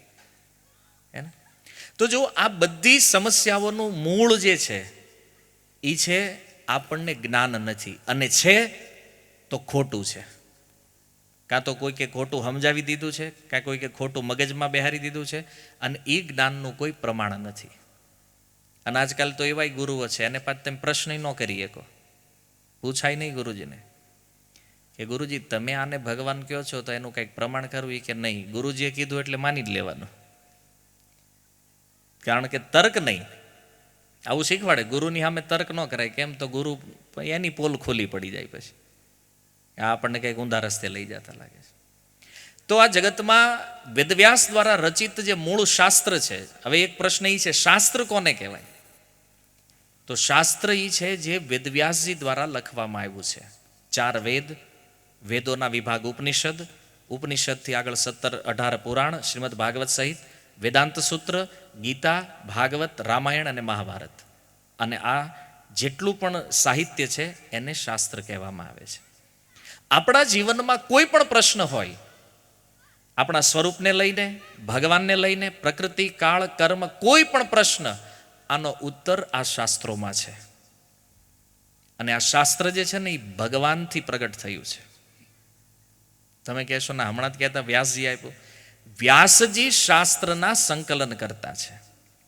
આ શાસ્ત્રની રચના કોણે કરી છે? સ્વયં ભગવાન. અપૌરુષેય શાસ્ત્ર છે. એને ખાલી પુસ્તકનું રૂપ વ્યાસજી આપ્યું છે. શાસ્ત્ર ભગવાનથી પ્રગટ થયું છે એટલે એ અપૌરુષેય છે. અને એમાં જે લખવામાં આવ્યું છે એ પરમ સત્ય છે. હવે શાસ્ત્રના વિષયમાં પણ સમાજમાં ધોખાધડી પ્રચલિત છે. શું? તો કે આ ચોપડાઓ ઉપર આપણે વિશ્વાસ શું કામ કરવો? કોણે લખ્યા કોને ખબર? પહેલા એ કે ઓલા ઋષિ મુનિઓ નવરા હતા, લખી નાખ્યું કે આટલું બધું. તમે વિચાર કરો, ભગવદ્ ગીતા 5000 વર્ષથી આ સમાજમાં પુસ્તકના રૂપમાં વિદ્યમાન છે. તમે ક્યારેય સાંભળ્યું છે ગીતામાં અપડેટ આવ્યું છે? ભગવદ્ ગીતા અપડેટ વર્ઝન આવી કોઈ ગીતાની આવૃત્તિ જોઈ તમે? નથી જોઈ. પણ તમે જુઓ, સ્કૂલની અંદર જે ટેક્સ્ટ બુક આપણે ભણે છે બાળકો, 4 કે 5 વર્ષની અંદર એને અપડેટ કરવી પડે છે. હર 5 વર્ષે અપડેટ થાય. શું કામ? કારણ કે એ જ્ઞાન પરિપૂર્ણ નથી. અને જુઓ, જ્યાં અપૂર્ણતા હોય ને એને અપડેટ કરવું પડે. શાસ્ત્રને ક્યારેય અપડેટ કરવું પડતું નથી, કારણ કે એમાં કોઈ અપૂર્ણતા નથી. 5000 વર્ષ પૂર્વ એ ગીતાના શ્લોક એટલા જ સત્ય હતા જેટલા આજે પણ છે, અને એટલા જ ઇન ફ્યુચરમાં રહેવાના છે. ભગવદ્ ગીતામાં કીધું 2.27 ની અંદર ભગવાન કહે છે, જાતસ્ય હિ ધ્રુવર મૃત્યુ ધ્રુવમ જન્મ મૃતસ્ય ચ તસ્માત અપરિહાર્યર્થે નત્વમ શોચિતુમ અર્હસી. કે અર્જુન, જેનો જન્મ છે એનું મૃત્યુ નિશ્ચિત છે, અને જેનું મૃત્યુ છે એનો જન્મ નિશ્ચિત છે. આ શ્લોક જ્યાં સુધી આ સૃષ્ટિ રહેશે ત્યાં સુધી ગીતામાં રહેશે, અને ક્યારેય બદલવાની કે અપડેટ કરવાની જરૂર નહીં પડે. ઘણીવાર લોકો કહે હજારો વર્ષો પહેલા કહેવાયેલી વાતો આજના સમયમાં કેવી રીતે લાગુ કરવી? શાસ્ત્ર સમય કોઈ પણ હોય એ એક સમાન રૂપે જ લાગુ થશે. તો આ જે બધી વાતો છે ભગવાનના વિષયમાં, જીવના વિષયમાં, શાસ્ત્રના વિષયમાં, હું તમને એટલા માટે કહી રહ્યો છું કે આ વિષયમાં કોઈ સાચી માહિતી નહીં હોવાના કારણે પ્રોબ્લેમ એ થયો છે કે આપણને અધ્યાત્મના વિષયમાં કાંઈ ખબર નથી. અધ્યાત્મના વિષયમાં આપણે કાંઈ જાણતા નથી, અને નથી જાણતા એટલે વારંવાર છેતરાઈએ છીએ. અને વારંવાર છેતરાણા પછી આ અધ્યાત્મ ઉપરથી આપણો વિશ્વાસ ઉઠી જાય છે, આપણી શ્રદ્ધા નથી રહેતી, અને આપણે પ્રશ્ન ઉઠાવીએ છીએ કે જો આ કેટલું પાખંડ છે, અહીંયા કેટલું ખોટું થઈ રહ્યું છે. પણ આ બધાની પાછળ જવાબદાર કોણ છે? આપણે પોતે. અને આની અસર ક્યાં આવી છે? તો વર્તમાનના જે કાંઈ દૂષણો અત્યારે સમાજમાં દેખાઈ રહ્યા છે એ બધું આના કારણે થયું છે. કારણ કે એટેચમેન્ટ જેટલું વધે, આસક્તિ જેટલી વધે ને, એવી જ વસ્તુઓ આપણને નેક્સ્ટ પ્રાપ્ત થવાની છે, એવી જ વસ્તુઓ આપણે આગળ પામવાના છીએ. હવે તમે જુઓ, કોઈ વ્યક્તિને પોતાના પુત્રમાં આસક્તિ હોય, પુત્રમાં બહુ સ્નેહ હોય, તો ભગવદ્ ગીતાની અંદર ભગવાન કહે છે કે યમ યમ વાપી સ્મરણ ભાવમ ત્યજત્યંતે કલેવરમ. જે ભાવથી વ્યક્તિ શરીરનો ત્યાગ કરે એ ભાવને એ નેક્સ્ટ જીવનમાં પામી જાય છે. માની લો આજે તમને તમારા સંતાનોમાં એટેચમેન્ટ છે, એનો મતલબ કે આજે જે પુત્ર છે ને એના જ ઘરે પાછા પુત્ર થઈને જન્મ લેશો તમે. પુત્રમાં આસક્તિ હતી ને, પ્રકૃતિ પુત્ર બનાવી દેશે, રિટર્ન ત્યાં જ પુત્ર બનીને આવશો પાછા. એટલે જે પુત્ર હતા એ થઈ જાય પરમ પૂજ્ય પિતાજી, હે ને, ઓલો થઈ ગયો પુત્ર. તો ગીતાની અંદર ક્લિયર સિદ્ધાંત છે, જ્યાં જ્યાં આસક્તિ થશે એ પામી જશો. ઘણીવાર લોકો એમ કે કોઈ સ્ત્રીમાં આસક્તિ હોય, સુંદરતામાં, નેક્સ્ટ જીવનમાં એ સ્ત્રી બની જશે, કારણ કે સ્ત્રીના રૂપમાં આસક્તિ છે ને. તો આજે પુરુષ છે, બીજા જન્મમાં સ્ત્રી. અને આસક્તિ એક એવી વસ્તુ છે, આસક્તિ શુદ્ધ ગુજરાતીમાં કહીને લાલચ. આમ તો આ બધા દૂષણોનું મૂળ લાલચ છે, કારણ કે લાલચ વધે ને પછી માણસ અટકે નહીં ક્યાંય. તમે રામાયણની અંદર જુઓ, રાવણને કોઈ કમી હતી? હજારો હજારો સુંદરી સ્ત્રીઓ હતી એના મહેલમાં, પણ જ્યારે કોઈ સુંદર સ્ત્રીને જોવે એટલે એમ થાય કે આ જોઈશ, પકડીને લઈ આવતો લંકામાં. વિચાર કરો, રાવણ પાસે જ્ઞાન કમ હતું? સંપત્તિની કોઈ કમી હતી? નથી. આ બધી વસ્તુ હોવા છતાં આસક્તિ જ્યાં છે ને માણસ ત્યાં ફસાઈ જાય. હજારો હજારો લાખો લાખો વિશ્વ સુંદરી હોય એના મહેલમાં, છતાં છેલ્લે સીતાજીમાં એટેચમેન્ટ થઈ ગયું. સીતાજીનું હરણ કરી લીધું રાવણે. અને આ વસ્તુ બને જીવનમાં કે આપણી પાસે પદ, પોઝિશન, યોગ્યતા બધું હોય, પણ ક્યારેક ક્યારેક આપણે એવા કામમાં ફસાઈ જતા હોય જ્યાં આપણું એટેચમેન્ટ છે એ આપણે છોડી ન શકતા હોય. રાવણ ન છોડી ગયો. નહીં તો દુનિયાના મહાન પંડિતોમાં એની ગણતરી થાય. નોલેજની કોઈ કમી નહોતી રાવણને, પણ પ્રેક્ટિકલમાં કાંઈ કામ ન આવ્યું જ્ઞાન. એકવાર ભગવાન સ્વર્ગમાં આંટો મારવા ગયા. એમ જાય ને, પણ એને થયું કે હાલો ભાઈ, સ્વર્ગ તો ઇન્દ્ર આપણો પુત્ર જ છે ને, તો આંટો મારીએ, શું હાલે છે. સ્વર્ગલોકમાં આવ્યા ભગવાન, અને ઇન્દ્રએ પ્રણામ કરીને ભગવાનને પૂછ્યું કે પ્રભુ તમે આયા કેમ? ભગવાન કે બસ મારી ઈચ્છા થઈ, આંટો મારવા આવ્યો છે, બોલ તારે કાંઈ વરદાન જોતું છે? તો ઇન્દ્ર કે હા. ભગવાન કે માગ. તો કે આખા વિશ્વમાં ક્યાંય ન હોય ને એવી સુંદરી આપો. ભગવાને લાખો કન્યાઓ પ્રગટ કરી, એ તો લઈ લે આમાં તારે જે જોતી હોય. એણે એક કન્યાને પસંદ કરી લીધી, અને એનું નામ છે ઉર્વશી. નામ કદાચ સાંભળ્યું છે, ઉર્વશી. અને પછી તો ઇન્દ્ર એટલા પ્રસન્ન, ગયા પોતાના ગુરુ બૃહસ્પતિ પાસે, અને બૃહસ્પતિ પાસે જઈને કીધું એ કે સ્વર્ગમાં ભગવાન આવ્યા હતા આજે. એ તો સારી વાત કહેવાય, સાક્ષાત ભગવાન સ્વર્ગલોકમાં આવ્યા અને મને વરદાન આપ્યું. અચ્છા, વરદાન આપ્યું, શું માગ્યું? કે આ જો પરમ સુંદરી ઉર્વશીને માગી. બૃહસ્પતિ કે મૂરખ, જ્યારે સાક્ષાત ભગવાન આવ્યા છે તો ભગવાન પાસે ભગવાનને માગી લેવાય કે આમાં ક્યાં પડ્યો તું? આવું થાય ને. એટલે પ્રોબ્લેમ એ છે કે ઘણીવાર શું છે, આપણી આસક્તિ જે છે ને એ આપણને આપણા જીવનનું જે પરમ લક્ષ્ય છે એનાથી ભટકાવી દે. અચ્છા, આ દુનિયામાં કોને નથી ખબર કે આપણે જ્યારે મરશું ત્યારે અહીંથી કાંઈ લઈને જવાના નથી? આ વાત ન ખબર હોય હાથ ઉપર કરો, અહીં બેઠા એમાંથી જાણે. જો સત્સંગ નથી તો જ્ઞાન છે કે નહીં? બધા જાણે છે. જાણો છો કે નહીં આને? તો એ માથાકૂટ એની છે. એ જ વસ્તુઓની કે જે એકદમ 110% ક્લિયર છે કે આ મળવાનું નથી, કે હારે જવાનું નથી, તોય માણસ એના જ માટે લાગેલો છે, એના જ માટે લાગેલો રહે છે. એ સંપત્તિ માટે કેટલું દુઃખ સહન કરે, તનતોડ મહેનત કરવી પડે, પરિવારોમાં વિખવાદ થઈ જાય, સંબંધોમાં વિખવાદ થઈ જાય, પણ તોય એટેચમેન્ટ જે છે એ વસ્તુ એ લઈને જ રહે છે.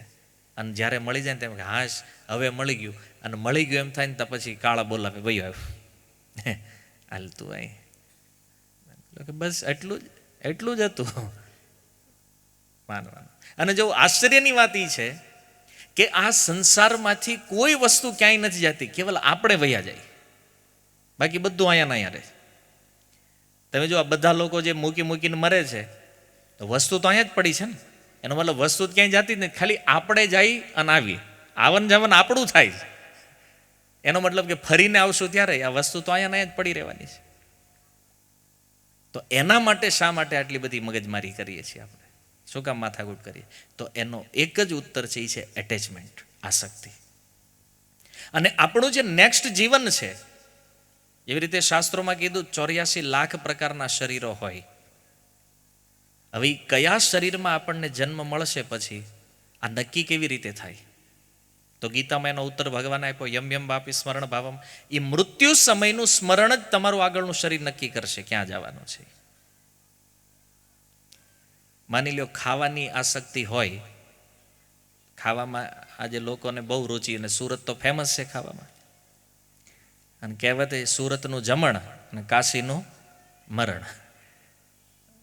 એને બોલો 5-5 ટાઈમ 6-6 ટાઈમ જે લોકો જમે છે, હંમેશા એને મળો ને તો એ ખાવાની જ વાત કરતા હોય. ચાલો કંઈક સારું ખાવાનું ગોતો. અને એને મૃત્યુ સમય યાદ શું આવશે? ખાવાનું. કારણ કે આખા જીવનનો જે અભ્યાસ હોય ને એ અંતિમ સમયે સ્મરણ થાય. ખાવાનું યાદ આવશે તો ભગવાન એને કહેશે કે જો ખાવા માટે આ મનુષ્ય દેહ નથી, આ તો ભજન કરવા માટે હતો, અને તે આનો ઉપયોગ કર્યો ખાવામાં. અચ્છા ખાવું છે ને તો તું હાથીના શરીરમાં આવ્યો જાય. બેસ્ટ. માણા થઈને કેટલું ખાય? તો 1 પીઝો ખાય, 2 પીઝા ખાય, હે ને 25-30 પાણીપુરી ખાય, 2-5 ઢોસા. કેટલો? આ ઠીક નથી. કે ટન મોઢે ખાવા મળશે, હાથી બની જાઓ કાંઈ કર્યા વગર. બોલો કોઈ કે નહીં અમારે મહેનત બહુ કરવી છે. અમુક હોય નહીં કે મહેનત વગેરે મજા ન આવે. 60 વર્ષ 70 વર્ષ થાય ને તો કે નવરા કંઈ ગમતું નથી, કંઈક કરવા. એટલે આ 70 થયા જ હવે શું કરવું છે? તો હવે ભજનની ખબર નથી. મહેનતની વાસના રહી જાય એની અંદર. બહુ મહેનત કરવી છે, હજી તો આ જીવન ટૂંકું પડ્યું. નકર આમ જો 100 વર્ષ સુધી ભૂકા કાઢી નાખેતી. પણ હું કામ? તો એ કાંઈ ખબર જ નથી. બસ મહેનત કરવી. ભગવાન કે તો આમાં રહેવા દે. આ મનુષ્ય શરીર એના માટે નહીં. તો એ કામ કરે, ગધેડાના શરીરમાં આવી જાઓ, કાં બળદ બન, વગર પગારે હાંકી રાખો. મહેનત જ કરવી. ગધેડાનું કોઈ લક્ષ, ગધેડાને જઈને પૂછો તો આટલી મહેનત શું કામ કરે છે? એ પૂછો તો એને કાંઈ લક્ષ્ય છે એના જીવનનું કોઈ? પણ એ આગળના જીવનના એ લોકો છે જેણે નક્કી કરેલું કે મહેનત આ કરીને જ મરવાનું છે આપણે. તો પ્રકૃતિ આપ્યું એ શરીર કે આ બરાબર. મનુષ્ય જીવન આના માટે નથી, એ ઠીક નથી. આ લઈ લો બીજું. એમાં જેટલા 84 લાખ શરીરો બન્યા છે ને એ મનુષ્યની વાસનાઓનું પરિણામ છે. ક્યારેક તમારા મનમાં એ પ્રશ્ન થવો જોઈએ કે 84 લાખ શરીર કેમ? 85 લાખ નથી, 1 કરોડ પૂરા નથી, 80 લાખ રાઉન્ડ ફિગરમાં નથી, 84 કેમ છે? કારણ કે કોઈ પણ વ્યક્તિ મૃત્યુ સમયે જે ઈચ્છાઓ કરે છે એ ઈચ્છાઓની સંખ્યા 84 લાખ છે. એ 84 લાખમાંથી કોઈ એક ભાવ એ વ્યક્તિના મનમાં આવે અને નેક્સ્ટ ટુ એ વ્યક્તિ એ ભાવને પ્રાપ્ત કરી, શરીરને પ્રાપ્ત કરી લે છે. અને આપણા ઉપનિષદોએ કેટલું સુંદર વર્ગીકરણ આપ્યું છે આનું. કોઈ પણ વ્યક્તિનું મૃત્યુ થાય એટલે સૌથી પહેલાં એનું શરીર પ્રાપ્ત થાય જળચરમાં. જલજા 9 લક્ષાણી. 9 લાખ પ્રકારના શરીરો પાણીમાં રહેવાવાળા છે, જળચરના જંતુઓ. અને એમાંથી પછી ઉત્ક્રાંતિ થશે એની. જળચરમાંથી ક્યાં આવે? ક્રિમિઓમાં, એટલે વનસ્પતિમાં. સ્થાવરે લક્ષ્ય વિશંતિ. 20 લાખ પ્રકારની વનસ્પતિઓ છે. અને હવે તો સાયન્સ માને છે વનસ્પતિમાં જીવ છે, એટલે એ કોઈ પ્રશ્ન નથી, તર્ક કે ભાઈ વનસ્પતિના શરીરો કેમ? તો આ જે વૃક્ષો છે બધા એમાં પણ જીવ છે ને, એ મળશે. ત્યાંથી ઉત્ક્રાંતિ થશે કીડા મકોડા. 11 લાખ પ્રકારના જીવજંતુઓ છે, વાયરસ, બેક્ટેરિયા, તે જે માંડીને મચ્છર, મકોડા, વંદા, તે જે કાંઈ જોઈએ છીએ આપણે, આ બધું એની સંખ્યા છે 11 લાખ. ત્યાંથી ઉત્ક્રાંતિ થશે, પછી પક્ષીઓના શરીરમાં જશે. આકાશમાં ઉડવાવાળા 10 લાખ પક્ષીઓ છે. કેટલા થયા? ગણતા નથી. 9 લાખ પાણીમાં, 20 લાખ વનસ્પતિ, 11 લાખ જીવજંતુ, 10 લાખ પક્ષીઓ અને 30 લાખ પશુઓ છે. 30 લાખ પશુઓના શરીરો છે. કેટલા થયા? 80. અને ચતુર્લક્ષાણી માનવ, 4 લાખ પ્રકારના મનુષ્યો છે. આ મનુષ્યોની કેટેગરી. ચાઇનામાં રહી માણા જ કહેવાય. પણ જો એને વેદ ધર્મ હારે કાંઈ લેવા દેવાના, એટલે એક કેટેગરી થઈ ગઈ. આફ્રિકાના જંગલમાં રહી બીજી કેટેગરી, બરાબર. પછી તમે દક્ષિણ ભારતમાં વયા જાઓ, પ્યોર કાળો કલર, ત્રીજી કેટેગરી. ઉત્તર ભારતમાં વયા જાઓ, મિક્સિંગ, હે ને, ગોરાઈ નહીં કાળાઈ નહીં બે. તો જે આ એક સમૂહ પછી નેપાળમાં મોઢું જોઈને ખબર પડે આ નેપાળનો છે. ફિક્સ સમૂહની જે કેટેગરી છે. તો આ જે સંખ્યા છે ને એ ઓલ યુનિવર્સ 14 લોકનું આ જે બ્રહ્માંડ છે ને એ બધાની સંખ્યા છે. દેવતાઓ પણ મનુષ્યોની એક યોની છે. ગંધર્વ, કિન્નર, ચારણ, આ બધી એક એક યોનિઓ છે. આ રીતે મનુષ્યોની 4 લાખ યોનિઓ છે. ચતુર્લક્ષાણી માનવ. તો વિચાર કરો કે મૃત્યુ સમયની આપણી ભાવના, આપણું સ્મરણ આપણને આ 84 લાખમાંથી કોઈ એક શરીરમાં લઈ જશે.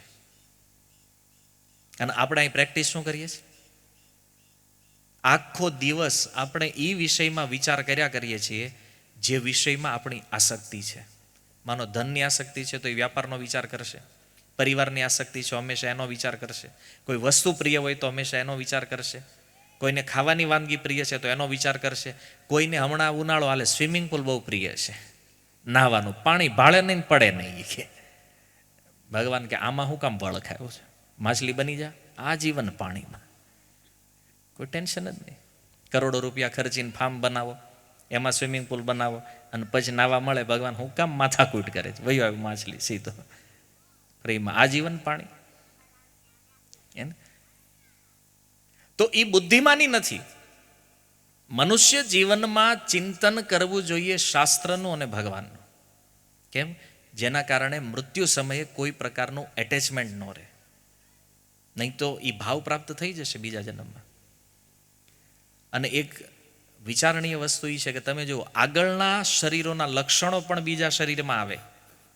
માની લો કોઈ વ્યક્તિ બહુ મોટો સંગીતકાર હોય તો બીજા જન્મની અંદર વગર શીખે સંગીત આવડી જાય, કારણ કે એની ચેતના ફૂલ સ્પીડથી એમાં કાર્ય કરે છે.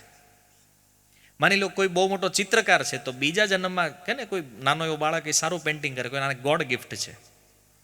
માની લો કોઈને ગાવામાં રુચિ હોય તો એની ચેતના એમાં ડેવલપ થઈ છે તો એ બીજા જન્મમાં એ કલાકાર જ આવવાનો પાછો, નાનો હોય ત્યારથી જ ગાય. આ તમે ટીવીમાં ઓલા રિયાલિટી શોમાં જો અવડા છોકરા ગાતા હોય આપણને એમ થાય આ ગજબ ગાય છે.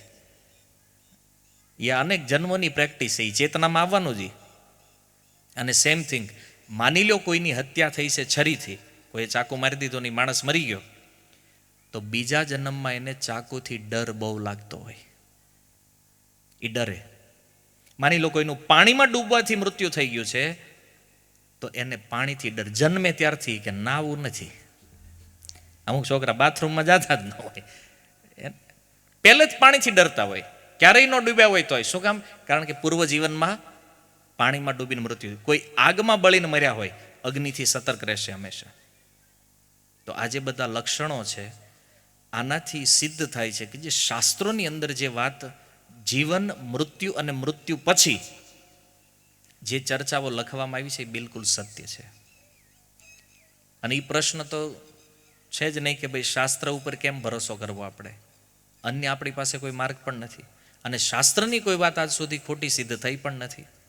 અને એટલું તો માનો છો ને કે ભગવદ્ ગીતા સ્વયં ભગવાન શ્રી કૃષ્ણ દ્વારા કહેવામાં આવી છે, તો એમાં લખેલી કોઈ પણ વાત છે એના અસત્ય હોવાનો કોઈ પ્રશ્ન જ નથી ઉઠતો. તો આ નિશ્ચિત છે. હવે મૃત્યુના સમયમાં આપણને ખબર જ નથી કે આપણું ચિંતન ક્યાં હશે, આપણું સ્મરણ ક્યાં હશે અને આપણે શું કરતા હશું, કેવા સમયમાં આપણું શરીર છૂટવાનું છે. ક્યારેય વિચાર કર્યો? માની લો અત્યારે ઘરે જઈને સૂઈ જાય ને કાલે સવારે જ આંખ ન ખુલી તો? આપણે તો નહોતું વિચાર્યું, કારણ કે આપણે તો એ બ્રહ્મા છીએ કે ના ના આપણે ઘણું ખેવાનું છે. એમ જ આપણે એ નથી વિચારતા કે ક્યારે ઉકલી જાય નક્કી નહીં ભાઈ. પણ આપણે એમ ના ના હજી તો ઘણું લાંબુ છે ને, હાલશે. પણ જો શ્રીમદ ભાગવતમની અંદર સ્મરણના આ સિદ્ધાંતને પુષ્ટ કરતી એક સુંદર કથા સુખદેવ ગોસ્વામી કહે છે કે ભગવાનનો એક અવતાર થયો ઋષભદેવ, પંચમ સ્કંદમાં કથા, અને ઋષભદેવના પુત્ર થયા ભરત મહારાજ. આ ભરત મહારાજ આખી પૃથ્વીના ચક્રવર્તી સમ્રાટ રાજા હતા, આખી પૃથ્વીના રાજા. અને યુવાન વયમાં એને વૈરાગ્ય થઈ ગયો અને નક્કી કર્યું કે આ બધું રાજ્ય છોડી જંગલમાં જઈને ભગવાનનું ભજન કરવું છે. આજનું જે નેપાળ છે, નેપાળમાં ગંડકી નદી છે, ગંડકી નદીના તટે ભરત મહારાજે ભજન પ્રારંભ કર્યું. અને ભજન કરતા કરતા ભક્તિની ખૂબ ઊંચી અવસ્થાએ પહોંચ્યા. અને ત્યાં પહોંચ્યા પછી એક દિવસ નદીમાં બેઠા હતા જળમાં અને સંધ્યા કરી રહ્યા હતા. એણે જોયું એક સિંહ એક હરણીની પાછળ પડ્યો, અને હરણી હતી ગર્ભવતી. તો એ નદી એટલે આમ બહુ મોટો પટ નહીં, નાની એવી નદી છે, એમ જેવી રીતે નાળું વહેતું હોય. તો હરણીએ છલાંગ લગાવી નદી પાર કરવા માટે. તો એને છલાંગ લગાવી, ગર્ભમાંથી બાળક પાણીમાં પડ્યું અને હરણી સામા કિનારે, હરણીનું મૃત્યુ થઈ ગયું. ભરત મારા સાધુ સ્વભાવ, એણે નક્કી કર્યું કે આ પાણીમાં તો મરી જાય ડૂબીને, આનો બચાવ કરવો જોઈએ. ઉઠ્યા, ગયા અને હરણ પાસે જઈ એને લાવ્યા અને કિનારે મૂક્યું. હવે કિનારે મૂક્યું એટલે એના મનમાં એક વિચાર થયો કે આ હરણ જે છે ને, આને જો હું છૂટું મૂકી દઈશ તો જંગલમાં કોઈક પશુ આને મારી નાખશે. આવો વિચાર કર્યો અને એણે નક્કી કર્યું કે આને છૂટું ન મુકાય, આની હું સેવા કરીશ. તમે જુઓ, ક્યારેક ક્યારેક સૂક્ષ્મ અહંકાર જે છે એ આપણને કેવી રીતે ધ્વસ્ત કરી દે છે, અથવા આપણી સૂક્ષ્મ આસક્તિ જે છે એ આપણને કેવી રીતે પાડી દે છે. ભરત મહારાજે હરણના એ બચ્ચાને બચાવી લીધું, ઠીક છે કે ભાઈ પાણીમાં ડૂબતું હતું, સાધુ સ્વભાવ છે, દયા કરી બચાવીને કાંઠે મૂકી દીધું, અહીંયા સુધીનું કામ એણે કર્યું તો ઠીક છે. પણ એણે વિચાર કર્યો કે જો આની રક્ષા હું નહીં કરું તો આને કોઈક પશુ મારી નાખશે. ભગવાને કીધું કે આ ડિપાર્ટમેન્ટ મારો છે, કોને આ જગતમાં જીવાડવો અને કોને મારવું. સ્વામી તુલસીદાસજી કહે છે ને, જીવન મરણ એ સબ વિધિ કે હાથ. કોણ જીવવાનું છે, કોણ મરવાનું છે, આ બધું ભગવાનના હાથમાં છે, આપણા હાથમાં નથી. એને કોરોનામાં ભર ટાઈટ સિક્યુરિટીમાં હતા, એ ઉકલી ગયા, અને જેને માસ્ક કઈ નહોતા એ રહી ગયા. બન્યું છે કે નહીં? અમે અને આપણને હોય કે હું કોઈને બચાવી લઈશ, ઓલાને એમ કે ના આપણે આને મારી નાખશું. ભગવાન જેને બચાવવા ચાહે ના જગતમાં એને કોઈ મારી ન હોય, અને ભગવાન જેને મારવા ચાહે છે એને આ જગતમાં કોઈ બચાવી ન હોય. ભરત મહારાજે એ વિચાર કર્યો કે હરણને મેં અહીં મૂકી દીધું અને મારી સિવાય આની રક્ષા કોઈ નહીં કરીએ, કે અહીંથી હલવાવાનું ચાલુ થયું. કારણ કે જંગલમાં એક નહીં હજારો હરણ હતા, આ પૃથ્વી ઉપર લાખો કરોડો હરણ છે, આની રક્ષા કોણ કરે છે? ભરત મહારાજ ગયા બચાવવા, આપણે જઈએ. અને આપણી સૌથી મોટી મિસ્ટેક અહીંયા થાય છે, એને પરિવાર, સમાજ, આ બધામાં આપણને એટલું એટેચમેન્ટ છે, આપણે એવું વિચારીએ છીએ કે જો હું નહીં હોઉં તો શું થશે આ બધાનું? કાંઈ ન થાય. જેમ જીવતા હોય ને એમ જ જીવે બધા. આ એક વહેમ છે મોટામાં મોટો, કે હું બધાનું પાલન કરું છું. તેમ કાલે ઉકલી જાવ પછી વાંહેવાળા હું આત્મહત્યા કરે છે, બધા જીવે જ બિચારા, અવરમ તમને ભૂલી જાય. પછી આ એકદમ સત્ય છે. વયા ગયા હોય તો થોડાક દી એમ લાગે કે વયા ગયા ભાઈ, પછી તો ઓલા એમ કે કાંઈ રોજ થોડું બેહીને રોવાઈએ ક્યાંની વાહે, કાંઈ કામ ધંધો જ કરવો કે નહીં, આમ કરીને પાછા ભૂલી જાય. વળી વર્ષે ડેટ આવે, તિથિ, ત્યારે યાદ આવે ને વળી પાછું. એ તો રહેતો નથી ને શોખ. હવે એ વ્યક્તિ એમ માનતા હોય કે ના ના હું સૌથી મહત્વપૂર્ણ છું ને હું ન હોય તો આમ ન થાય ને. અને ઘણી વાર આપણે લોકોને કહેતો સત્સંગ છે પ્રભુ ને અમારે જવું પડે એમ જ છે. જો હું નહીં, ભાઈ તું કાલ નહીં હોય તો એ તો થઈ જ જવાનું જ કામ બધું. અને આપણે જ્યારે આ દુનિયામાં નહોતા ત્યારે પૃથ્વી નહોતી હાલતી, અને હમણાં થોડાક ટાઈમ પછી આપણે વયા જાવું પછી શું થાય? ઊભું રહી જાય બધું.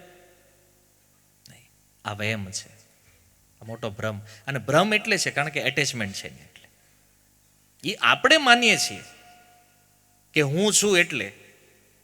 બાકી ઘણા પરિવારોમાં તો એવું જોવામાં આવ્યું છે કે જે વ્યક્તિ મેન માનતા હોય ને હું છું એટલે બધું, એ જાય ને પછી જ પરિવાર સુખી થાય. આ હોય ત્યાં સુધી તો આખું ઘર હેરાન થાય. વયા જાય, હા સારું થયું દાદા ગયા, હવે આપણે સુખેથી રહી શકશું, હે ને? અથવા ઘણી વાર એવું થાય કે મૂળ વ્યક્તિ હોય ને ત્યાં સુધી ઓલા બિચારા કોઈ દી બે પાંદડે થાય જ નહીં, પણ જેવો એ વ્યક્તિ જાય ને પછી કરોડપતિ થઈ જાય. એટલે એને ખબર ન હોય કે આમાં આ બધાના ભાગ્ય આડે આ જ હતો એક એના સુખ વાટે. પણ એ જે આસક્તિ છે ને અંદરની, એટલે એ વ્યક્તિને માનવા નથી દેતી. અને હંમેશા માણસ એ જ વિચારે કે જો હું અહીંયા નહીં જાઉં, હું કાંઈ આમ નહીં કરું તો બધું અટકી જાય. આ ભ્રમમાં એ ભૂલ કરે છે. ભ્રમ જ્યારે થાય ને એટલે ભૂલ થાય. તો ભરત મહારાજે અહીંયા વિચાર કર્યો કે આ હરણનું બચ્ચું જો હું નહીં આને હાચવું તો કોક આને મારી નાખશે. પણ એ ભૂલાઈ ગયું કે આવા અસંખ્ય પશુ પક્ષીઓની રક્ષા કોણ કરે છે? ભગવાન કરે. સુરતમાં પૂર આવેલું, બધાને એમ થતું હારું બિચારા કૂતરાનું શું થાય. હવે પૂર તો વયું ગયું અને વર્ષો થઈ ગયા, કૂતરા છે કે નહીં આજે છે ને? બધાને એમ થતું આ મીંદડીનું શું થાય, છે કે નહીં બિલાડી ત્યાં આજે? પાણી આખા સુરતમાં હતું, તો બધા પશુ પક્ષીઓ છે કે નથી? એટલે આપણે એમ માનીએ છીએ કે બધાનું શું થશે. ભગવાન જેની રક્ષા કરે છે એને કોઈ કાંઈ નથી કરતું. તો હરણમાં એટેચમેન્ટ થયું અને હરણની સેવામાં લાગ્યા. સેવા હરણની એવી થઈ ગઈ કે ધીરે ધીરે ભગવાનની સેવા ભૂલાતી ગઈ. જો આ કોની થઈ રહ્યું છે?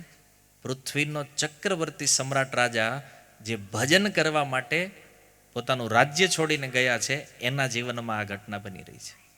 તો વિચાર કરો કે આજકાલ સામાન્ય નાના મોટા ભગત બન્યા હોય આપણી જેવા, ક્યારેક ભક્તિમાં આવે ને ક્યારેક વળી પાછા માયા વૈયા જાય. આમાં કંઈ બહુ નવું નથી.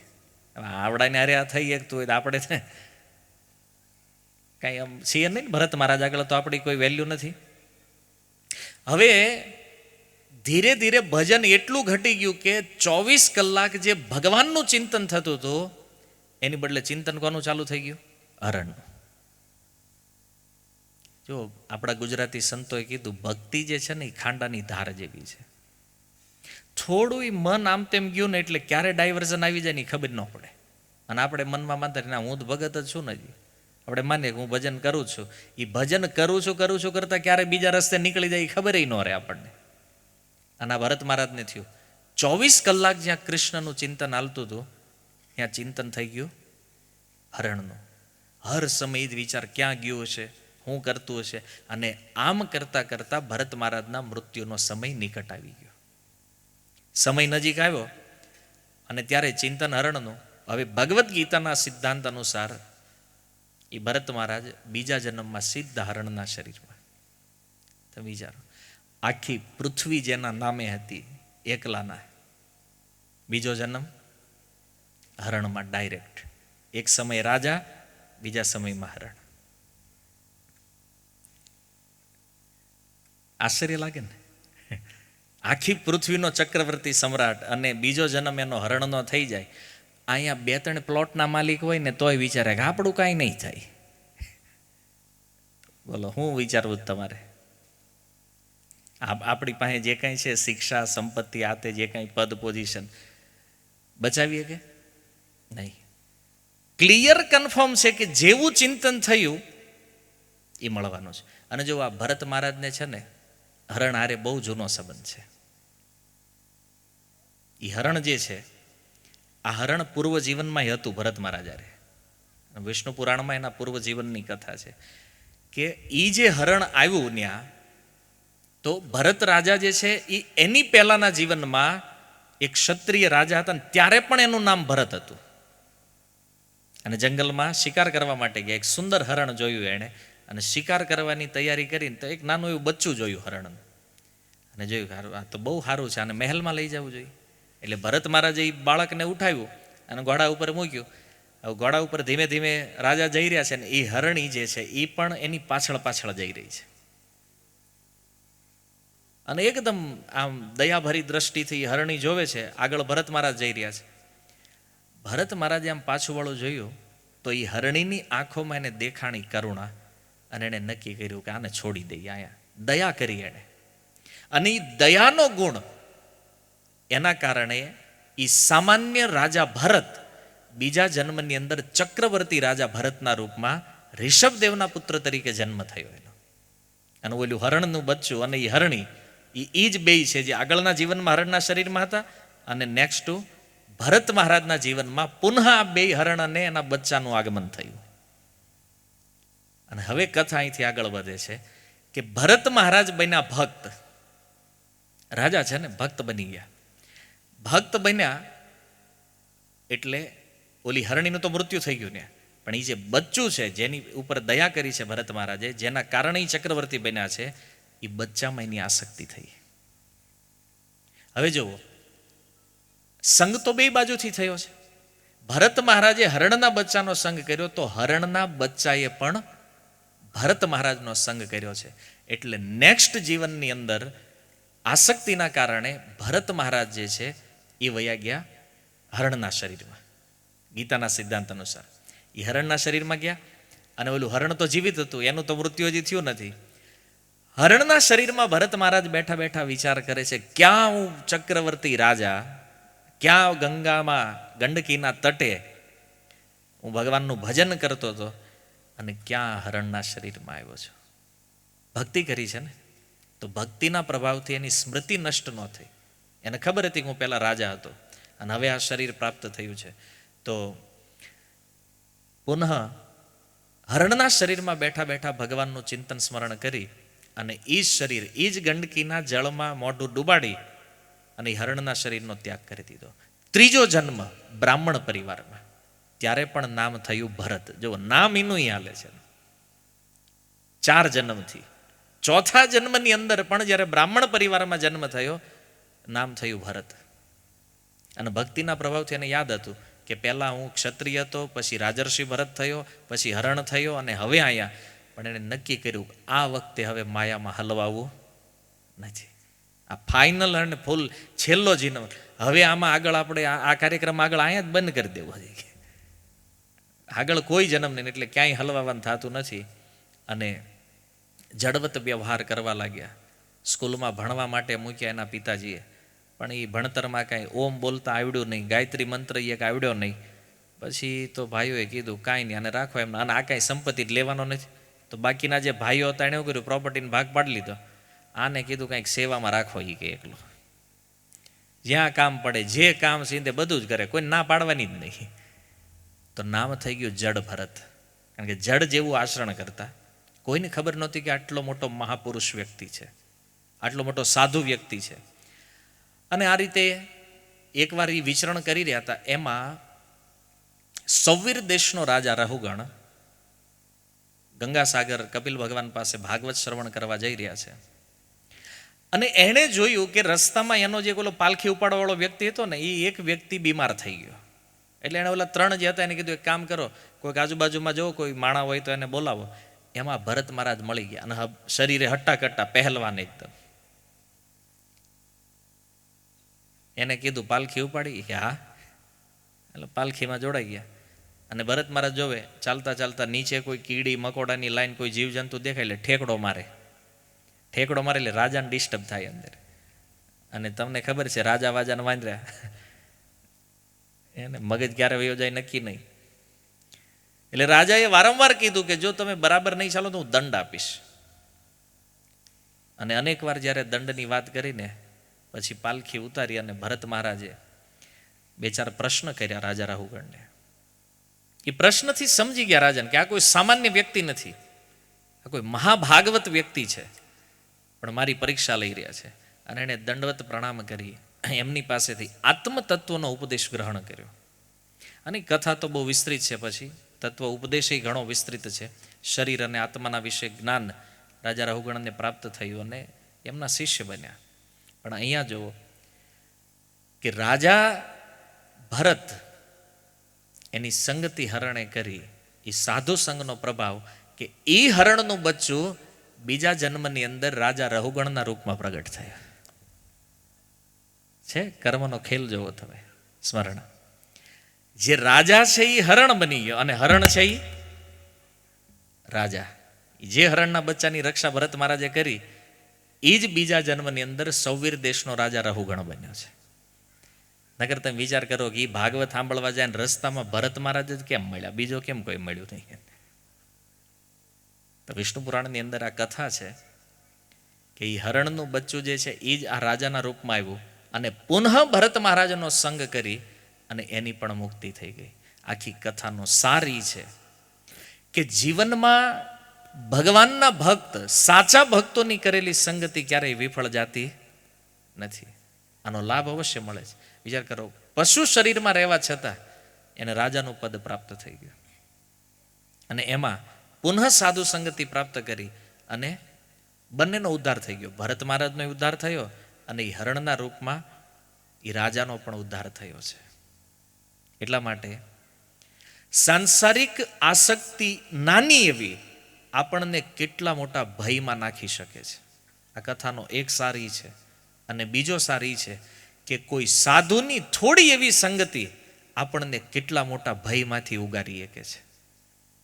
ગીતામાં ભગવાન કહે છે સ્વલ્પમ અપયસ્ય ધર્મસ્ય ત્રાયતે મહતો ભયાત. થોડી એવી કરેલી ભક્તિ પણ બહુ મોટા મોટા ભયથી આપણી રક્ષા કરી શકે છે. જવો અજામિલ, 6 સ્કંદમાં કથા છે ભાગવતમાં. અજામિલે પોતાના પુત્રનું નામ નારાયણ રાખેલું અને મૃત્યુ સમયે એના પુત્રને રમતા જોયો, નારાયણ નામ ઉચ્ચારણ કર્યું તો એની રક્ષા કરી ભગવાનના પાર્ષદોએ. પુત્ર માટે લીધું છે નામ. નારાયણ 4 શબ્દ બોલ્યો, 4 ભગવાનના પાર્ષદો આવ્યા અને યમદૂતોથી અજામિલની રક્ષા કરી. તો તમે વિચાર કરો કે થોડી એવી કરેલી ભક્તિનો જો આટલો મોટો પ્રભાવ હોય તો નિત્ય નિરંતર કોઈ વ્યક્તિ ભગવાનનું ભજન કરે તો એનો ઉદ્ધાર કેમ નહીં થાય? આપણે એવું માનીએ છીએ કે કોઈ મૃત વ્યક્તિ પાછળ આપણે ભાગવત સપ્તાહ કરીએ, ભાગવત કથા કરીએ તો એનો ઉદ્ધાર થઈ જાય. આ શ્રદ્ધા છે કે નથી આપણે? અને સત્ય પણ છે, કારણ કે એ પણ શાસ્ત્ર પ્રમાણે છે. તો મૃત્યુ પછી પણ જો આ શાસ્ત્ર એની મુક્તિ આપી શકતું હોય તો જીવતા જીવ કોઈ વ્યક્તિ આનું શ્રવણ કરે તો એનો ઉદ્ધાર થાય કે ન થાય? નિશ્ચિત થઈ જાય. પણ આપણે તો ઘરે કહીને જઈએ કે જો અમે વયા જઈને પછી પાછ કથા કરજો, જીવતા સાંભળ લે. વયા ગયા પછી આટલો ભરોસો છે, ત્યાં ઘરે કહેતા હોય ગડા હોય એ કે એમ વહી જાવીને પછી તમે કથા કરજો હોય એ કે મોટી. તો તમને એટલો વિશ્વાસ છે કે આ મર્યા પછી તે જો આટલું કલ્યાણ કરે છે તો જીવિત અવસ્થામાં યદિ કોઈ સાંભળે તો આનું કલ્યાણ નહીં થાય? નિશ્ચિત રૂપે થશે.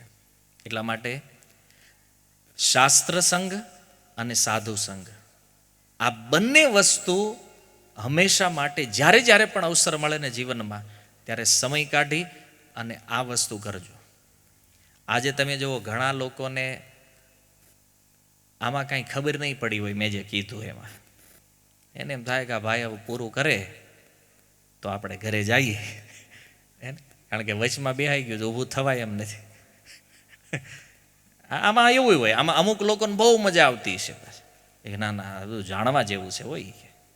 અને અમુક લોકો એ કહેતા છે કે આ પતે એટલી વાર છે, ઊભો રહી બીજો. શું કામ?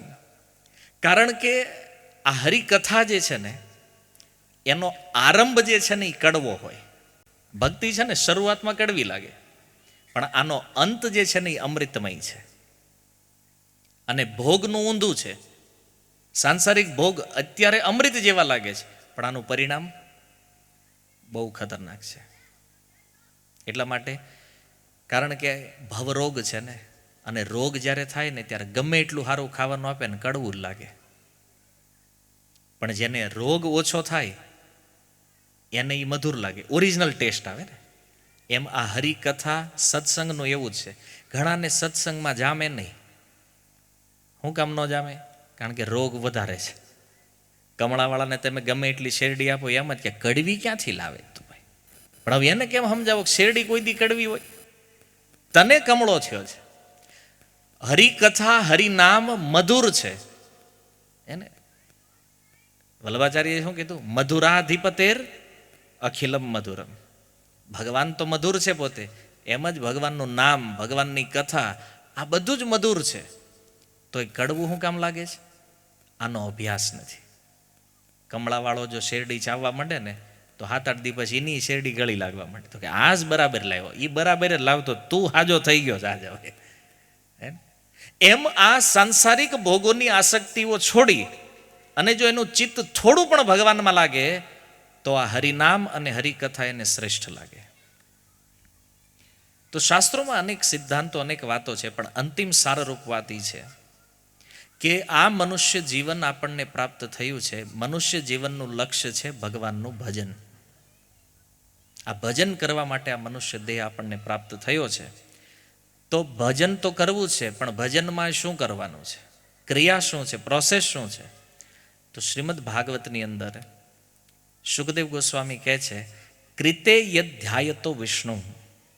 સતયુગની અંદર ભગવાનની પ્રાપ્તિ કરવા માટે ધ્યાન યુગ ધર્મ હતો. સતયુગમાં ધ્યાન દ્વારા ભગવાનની પ્રાપ્તિ થાય. પછી આવ્યો ત્રેતાયુગ. ત્રેતાયામ યજતો મખે. ત્રેતાયુગની અંદર યજ્ઞ દ્વારા ભગવાનની પ્રાપ્તિ થતી. પછી આવ્યો દ્વાપર. દ્વાપરે પરિચર્યાયામ. દ્વાપર યુગની અંદર ભગવાનના અર્ચન દ્વારા ભગવાનની પ્રાપ્તિ થતી. અને પછી આવ્યો છે આ કળિયુગ. તો કળિયુગ માટે સુખદેવજી કહે છે કલો તદ હરિ કીર્તનાથ. કળિયુગની અંદર ભગવાનની ભક્તિ એટલે કેવલ ભગવાનના નામનું કીર્તન. બીજું કાંઈ જ કળિયુગમાં કરવાની જરૂર નથી. અને બીજું આપણી થાય એમય નથી. હા, ખોટું ટ્રાય જ હું કામ કરવી? માની લો અહીંયા તમને કેવું ધ્યાન કરો, તો ઓલરેડી સતયુગનો ધર્મ છે, અત્યારે કામય નથી કરતું, તોય ઘણા લાગ્યા છે કે નહીં ધ્યાન કરવું છે. આંખ બંધ કરે કંઈક ઓરેન્જ પ્રકાશ દેખાય તો કે અમને ભગવાન દેખાઈ ગયા. બધાને ઈ જ દેખાય બંધ કરે છે. અને જેને કોકને દેવાના હોય ગામને 50 લાખ કરોડ, એને કહો તમે ધ્યાન કરો તો એને ઉઘરાણીવાળા દેખાય. એ જ યાદ આવે કે બીજું કોઈ આવે? કયો 50 લાખ કોકને દેવાનો એને કહો ધ્યાન કરો થાય? પોસિબલ જ નથી. સમય નથી આ યુગમાં, એ કરવા જેવું નથી. શાસ્ત્ર ના પાડે છે. આ શ્લોક છે ભાગવત 12 સ્કંદ અધ્યાય 3 શ્લોક ક્રમાંક છેલ્લો, 3જા અધ્યાયનો. સતયુગનો ધર્મ છે. અત્યારે ટ્રાય કરશો તો મેળ નહીં પડે. બોલા કે યજ્ઞ કરશું. યજ્ઞ માટે તે આપણી પાસે પર્યાપ્ત જે સામગ્રીઓ કે જે ક્વોલિટી મંત્રો કે બ્રાહ્મણો છે એ અત્યારે નથી. એટલે યજ્ઞ પણ કાંઈ કામના નથી આ યુગમાં. અને યજ્ઞ કરી એકવી એટલું બેલેન્સ લગભગ કોઈ પાસે છે નહીં અત્યારે. આપણને બહુ ધન કમાણા છીએ, એટલું ધન આજે ભારત વર્ષમાં કોઈ પાસે નથી કે એ અશ્વમેધ યજ્ઞ કરી શકે, જે શાસ્ત્રોમાં વર્ણિત છે. યુધિષ્ઠિર મહારાજ નહીં કરવો તો પણ ન મેળ આવ્યો, બેલેન્સ ઓછું છે.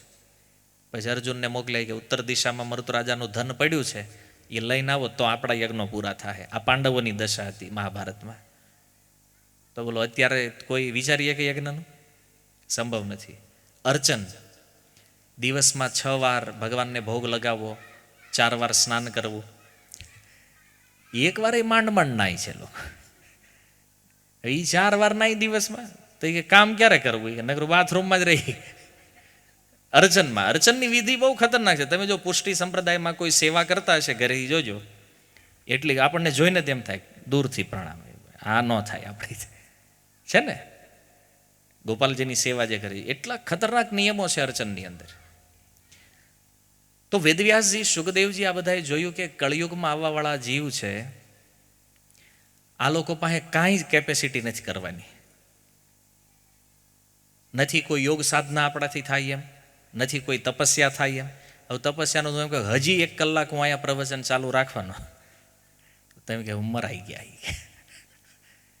એને સારું 1 કલાક હજી પાછું તો કે પગ ફેરવવા પડશે, એવું થાય ને. આપણે એક ભલોઠીએ કથાનું એક સત્ર નથી સાંભળી શકતા. આ આપણી દશા છે, રિયાલિટી મતલબ. અને એ 5000 વર્ષ પૂર્વ આજે આપણા ઋષિમુનિઓને ખબર હતી કે આવડાથી કાંઈ થાય એમ નહીં. તો કે એવો ઉપાય ગોતો કે જે સરળ હોય, સીધો હોય અને હરેક વ્યક્તિ આનો લાભ લઈ શકે. ગરીબ હોય, પૈસાવાળા હોય, મધ્યમ વર્ગીય હોય, હરેક વ્યક્તિ કરી શકે. અને થોડું એવું સાધન કરે ને એનું ફળ બહુ મહાન હોય. આવું સાધન આ કળિયુગવાળા જીવોને આપો. એટલે સુખદેવજી કહે તો એ તો એક જ વસ્તુ છે, કલો તદ હરિ કીર્તનાદ. કે કળિયુગમાં કેવલ ભગવાનના નામનું કીર્તન કોઈ જીવને મુક્ત કરી શકે છે. તો આપણે ત્યાં જન્મ મરણના પ્રવાહથી મુક્ત થવું હોય તો એક જ પ્રોસેસ અને એક જ ઉપાય છે, એ છે ભગવાનના નામનું કીર્તન. તો હવે પ્રશ્ન એ થશે કયા ભગવાનના નામનું કીર્તન કરો? તો કે ભગવાન તો એક જ છે. કૃષ્ણ આપણે પહેલાં ચર્ચા કરી.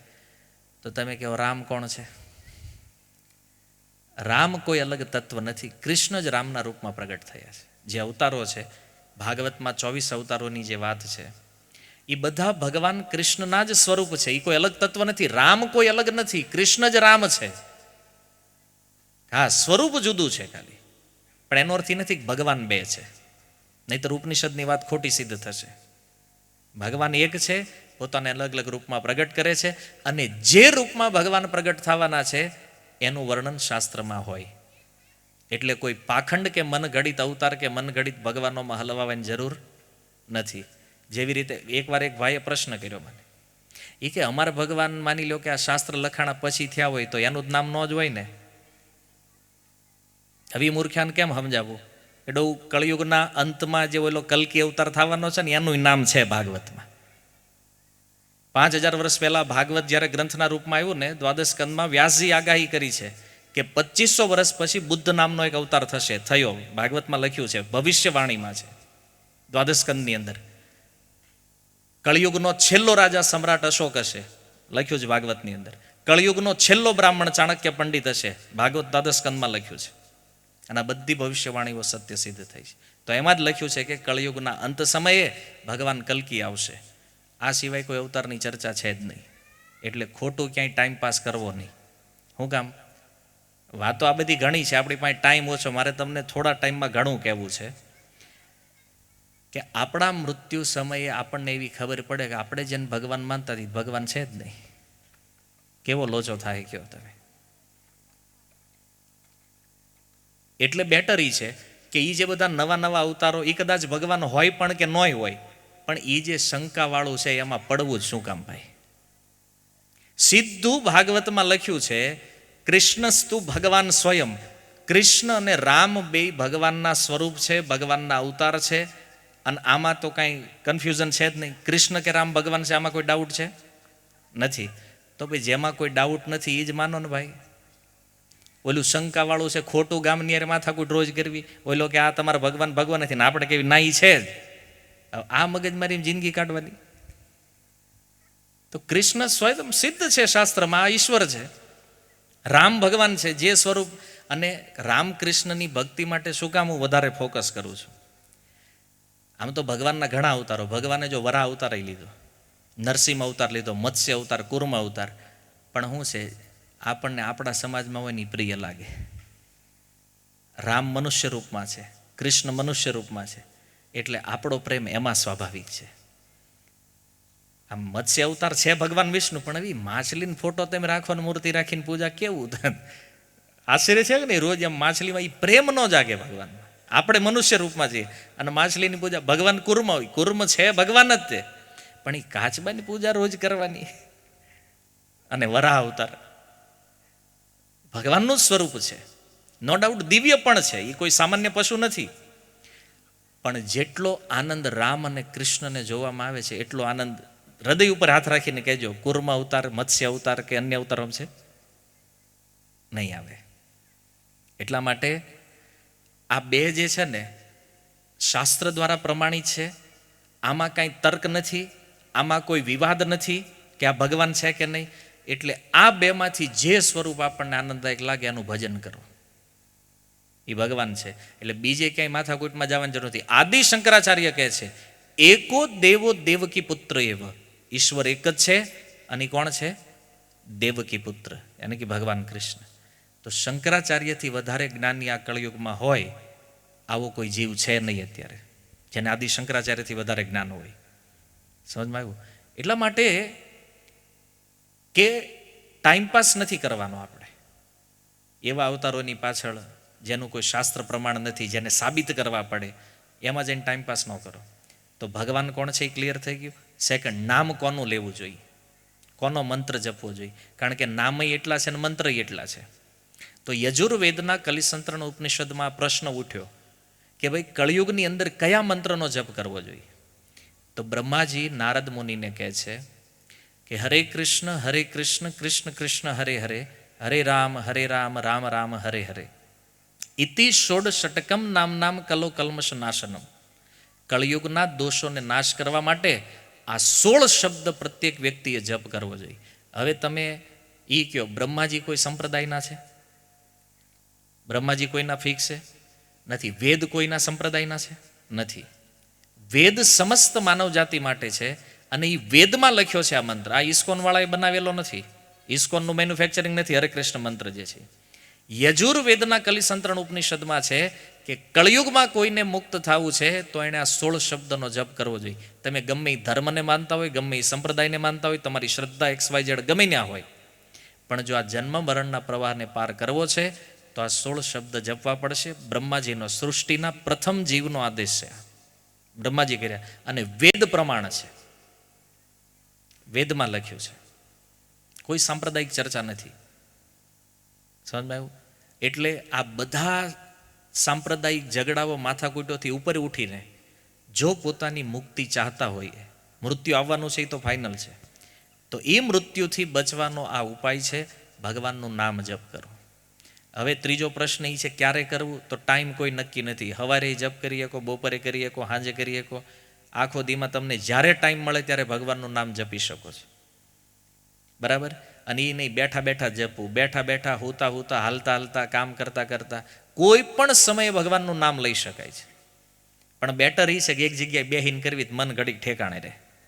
2 મિનિટ. હા, એ પણ નિયમ નથી કે મનને આમાં લગાડેલું જ રાખવું.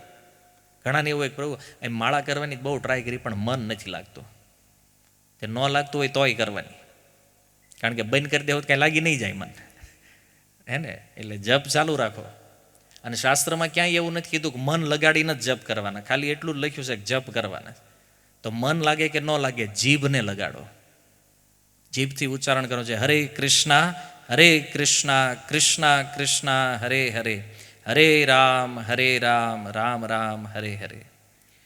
તો આ 16 શબ્દ કળયુગના દોષોને નષ્ટ કરી, આપણા ચિત્તને શુદ્ધ કરી અને ભજન કરવા માટે પર્યાપ્ત છે. તો આ 16 શબ્દનો મહામંત્ર છે. કારણ કે કળયુગમાં જ્યારે મંત્ર ક્ષીણ થાય ત્યારે મહામંત્રની જરૂર પડે, અને એ મહામંત્ર કયો છે? હરે કૃષ્ણ મહામંત્ર છે. તો બધી આ સાંપ્રદાયિક વિચારધારાઓથી દૂર થઈ અને કેવલ પોતાના માટે આપણે આપણું કલ્યાણ કરવું છે. એટલે અને જુઓ, આપણે મુક્ત ત્યારે જ થઈ શકીએ જ્યારે આપણે આપણા પોતાનું કલ્યાણ કરવાની ઈચ્છા હોય. બાકી બહારનો કોઈ માણા આવીને પરાયણે આપણું કલ્યાણ કરીએ કે નહીં, આ વાત ધ્યાનમાં રાખજો ખાસ. બીજા નહીં કરીએ કે આપણું કલ્યાણ, પહેલી ઈચ્છા આપણી હોવી જોઈએ કે મારે મુક્ત થવું છે, તો આ મેં જે કીધું ને બધું કામ કરશે. અને જો આપણી જ ઈચ્છા નહીં હોય તો અહીંયા હું જે બોલ્યો એનો કાંઈ જ મતલબ નથી. સમજમાં આવ્યું? પહેલી ઈચ્છા આપણી હોવી જરૂરી છે. મુક્ત થવું છે. કેટલા લોકોને મુક્ત થવું છે? હાથ ઉપર કરો. હા, ન થવું હોય વાંધો નહીં, આ બધું અહીંયા જ રહેવાનું છે. પછી આવજો ને વહીવટ કરજો, બીજું હું. પણ જેને મુક્ત થવાની ઈચ્છા હોય તો ભગવાનનું નામ જપો. કળિયુગમાં આ જ ભક્તિ છે. આની સિવાય બીજું કોઈ યોગ, તપ, ધ્યાન, આ તે કાંઈ જ કરવાની જરૂર નથી. અને મારી વાત નથી ઘરની, વેદથી લઈ અને ગીતા સુધી કોઈ પણ શાસ્ત્ર ઉઠાવીને જોઈ લેવાની છૂટ છે. કળિયુગની અંદર ભક્તિ એટલે કેવલ ભગવાનના નામનું કીર્તન, આ જ બતાવવામાં આવ્યું છે. શાસ્ત્ર તો સ્વતંત્ર છે. અને બીજું કે જેમના માટે આ સત્સંગનું આપણે આયોજન કર્યું છે, જેમણે પોતાનું શરીર છોડ્યું છે, તો વિષ્ણુ પુરાણમાં એક આ પણ પ્રશ્ન છે, ગરુડ પુરાણની અંદર, કે મૃત વ્યક્તિ માટે એને સુખ આપે આવું કોઈ સાધન યદી છે તો ગરુડજી ભગવાનને પૂછી રહ્યા છે આ પ્રશ્ન. તો જો આમ તો આપણને જ્યારે કંઈક વિધિઓ કરીએ ને ત્યારે એવું લાગે કે આ કર્યું છે તો સારું છે, આ કરીએ તો સારું. એમ નો ડાઉટ આપણે શ્રાદ્ધ, તર્પણ, ઉત્તર ક્રિયા બધું કરીએ છીએ, અને એમાંય થોડી ગડબડ આવી ગઈ છે, પણ તોય ગડબડમાં કરીએ તો છીએ. પણ સૌથી શ્રેષ્ઠ સાધન, હવે ઘણીવાર શું થાય, અહીંથી આપણે બધી ક્રિયાઓ તો કરતા હોય પણ એમાં વસ્તુની શુદ્ધિ ન હોય, મંત્રની શુદ્ધિ ન હોય, બનીએ કે એને નોય મળે. પણ ગરુડજીએ કીધું કે પ્રભુ એક એવું સાધન બતાવો કે જે અહીંયા કોઈ કરે અને એ મરનાર વ્યક્તિને સુખ મળે, આની ગેરંટી હોય. આવું સાધન કયું છે? તો ભગવાને કીધું છે મારા નામનું કીર્તન. યદિ કોઈ વ્યક્તિ મારું નામ સંકીર્તન કરે, આનાથી મરનાર વ્યક્તિને જેટલું સુખ પ્રાપ્ત થાય આટલું તમે 100, 200, 500 કરોડનું દાન કરી દો ને તો એ જીવ આનથી એટલો સુખી ન થઈ શકે જેટલું ભગવાનના નામથી થાય છે. ગરુડ પુરાણ કહે છે. એટલા માટે કળિયુગની અંદર નામથી શ્રેષ્ઠ બીજું કાંઈ નથી. અને આ જેને સમજાઈ ગયું એને 4 વેદ, 18 પુરાણ, 108 ઉપનિષદ, ગીતા, ભાગવત, રામાયણ બધું સમજાઈ ગયું છે. કોને? જેની જીહવા ઉપર કેવલ હરિનામ આવ્યું છે. આ બધું જ જાણી ગયું. પછી આને કાંઈ જાણવાની કરવાની જરૂર જ નથી. તો સારરૂપી છે આપણા કલ્યાણ માટે પણ, અને જેના માટે આ સત્સંગનું આયોજન કર્યું છે એના માટે પણ. તો આપણે થોડી વાર માટે અહીંયા પાછું હરિનામ સંકીર્તન કરશું. પહેલાંય કર્યું પણ એમાં કાંઈ તમે રિસ્પોન્સ આપ્યો નહીં. આમ બધા બેઠા હતા, પણ હવે તમે નામની મહિમા જાણી છે અને આ નામ તમે ગાશો તો આનું નુકસાન કાંઈ નથી. તમને એમ થાય કે આનો ફાયદો થાય કે નહીં થાય, એ તો ખબર પડશે ભવિષ્યમાં. પણ તમે હરિનામ જપશો અથવા હરિનામ કીર્તન કરશો, આનું નુકસાન કાંઈ નથી. સમજમાં આવ્યું? અને આપણા માટે ન કરવું હોય ને આપણે નક્કી જ હોય કે મારે હજી મુક્ત થવાનું જ નથી, આપણે હજી અહીં ઘણો વહીવટ કરવાનો, પાછું આવવાનું જ, કાંઈ વાંધો નહીં. પણ જેમના માટે આપણે અહીંયા આવ્યા છીએ, જેના માટે આપણે સમય આપ્યો છે, એના આત્માની સદગતિ થાય, એને સુખ પ્રાપ્ત થાય અને ભગવાનના ભક્તોની સંગતિ પ્રાપ્ત થાય, એના માટે આપણે હૃદયથી પ્રેમથી હરિનામ સંકીર્તન કરશું અને બધા ભક્તો આ કીર્તનમાં જોડાય, તો આપણો આ સત્સંગ આજનો સફળ થશે. હરે કૃષ્ણ. શીલ પ્રભુપાદ કી. નિતાઈ ગૌર પ્રેમાનંદે.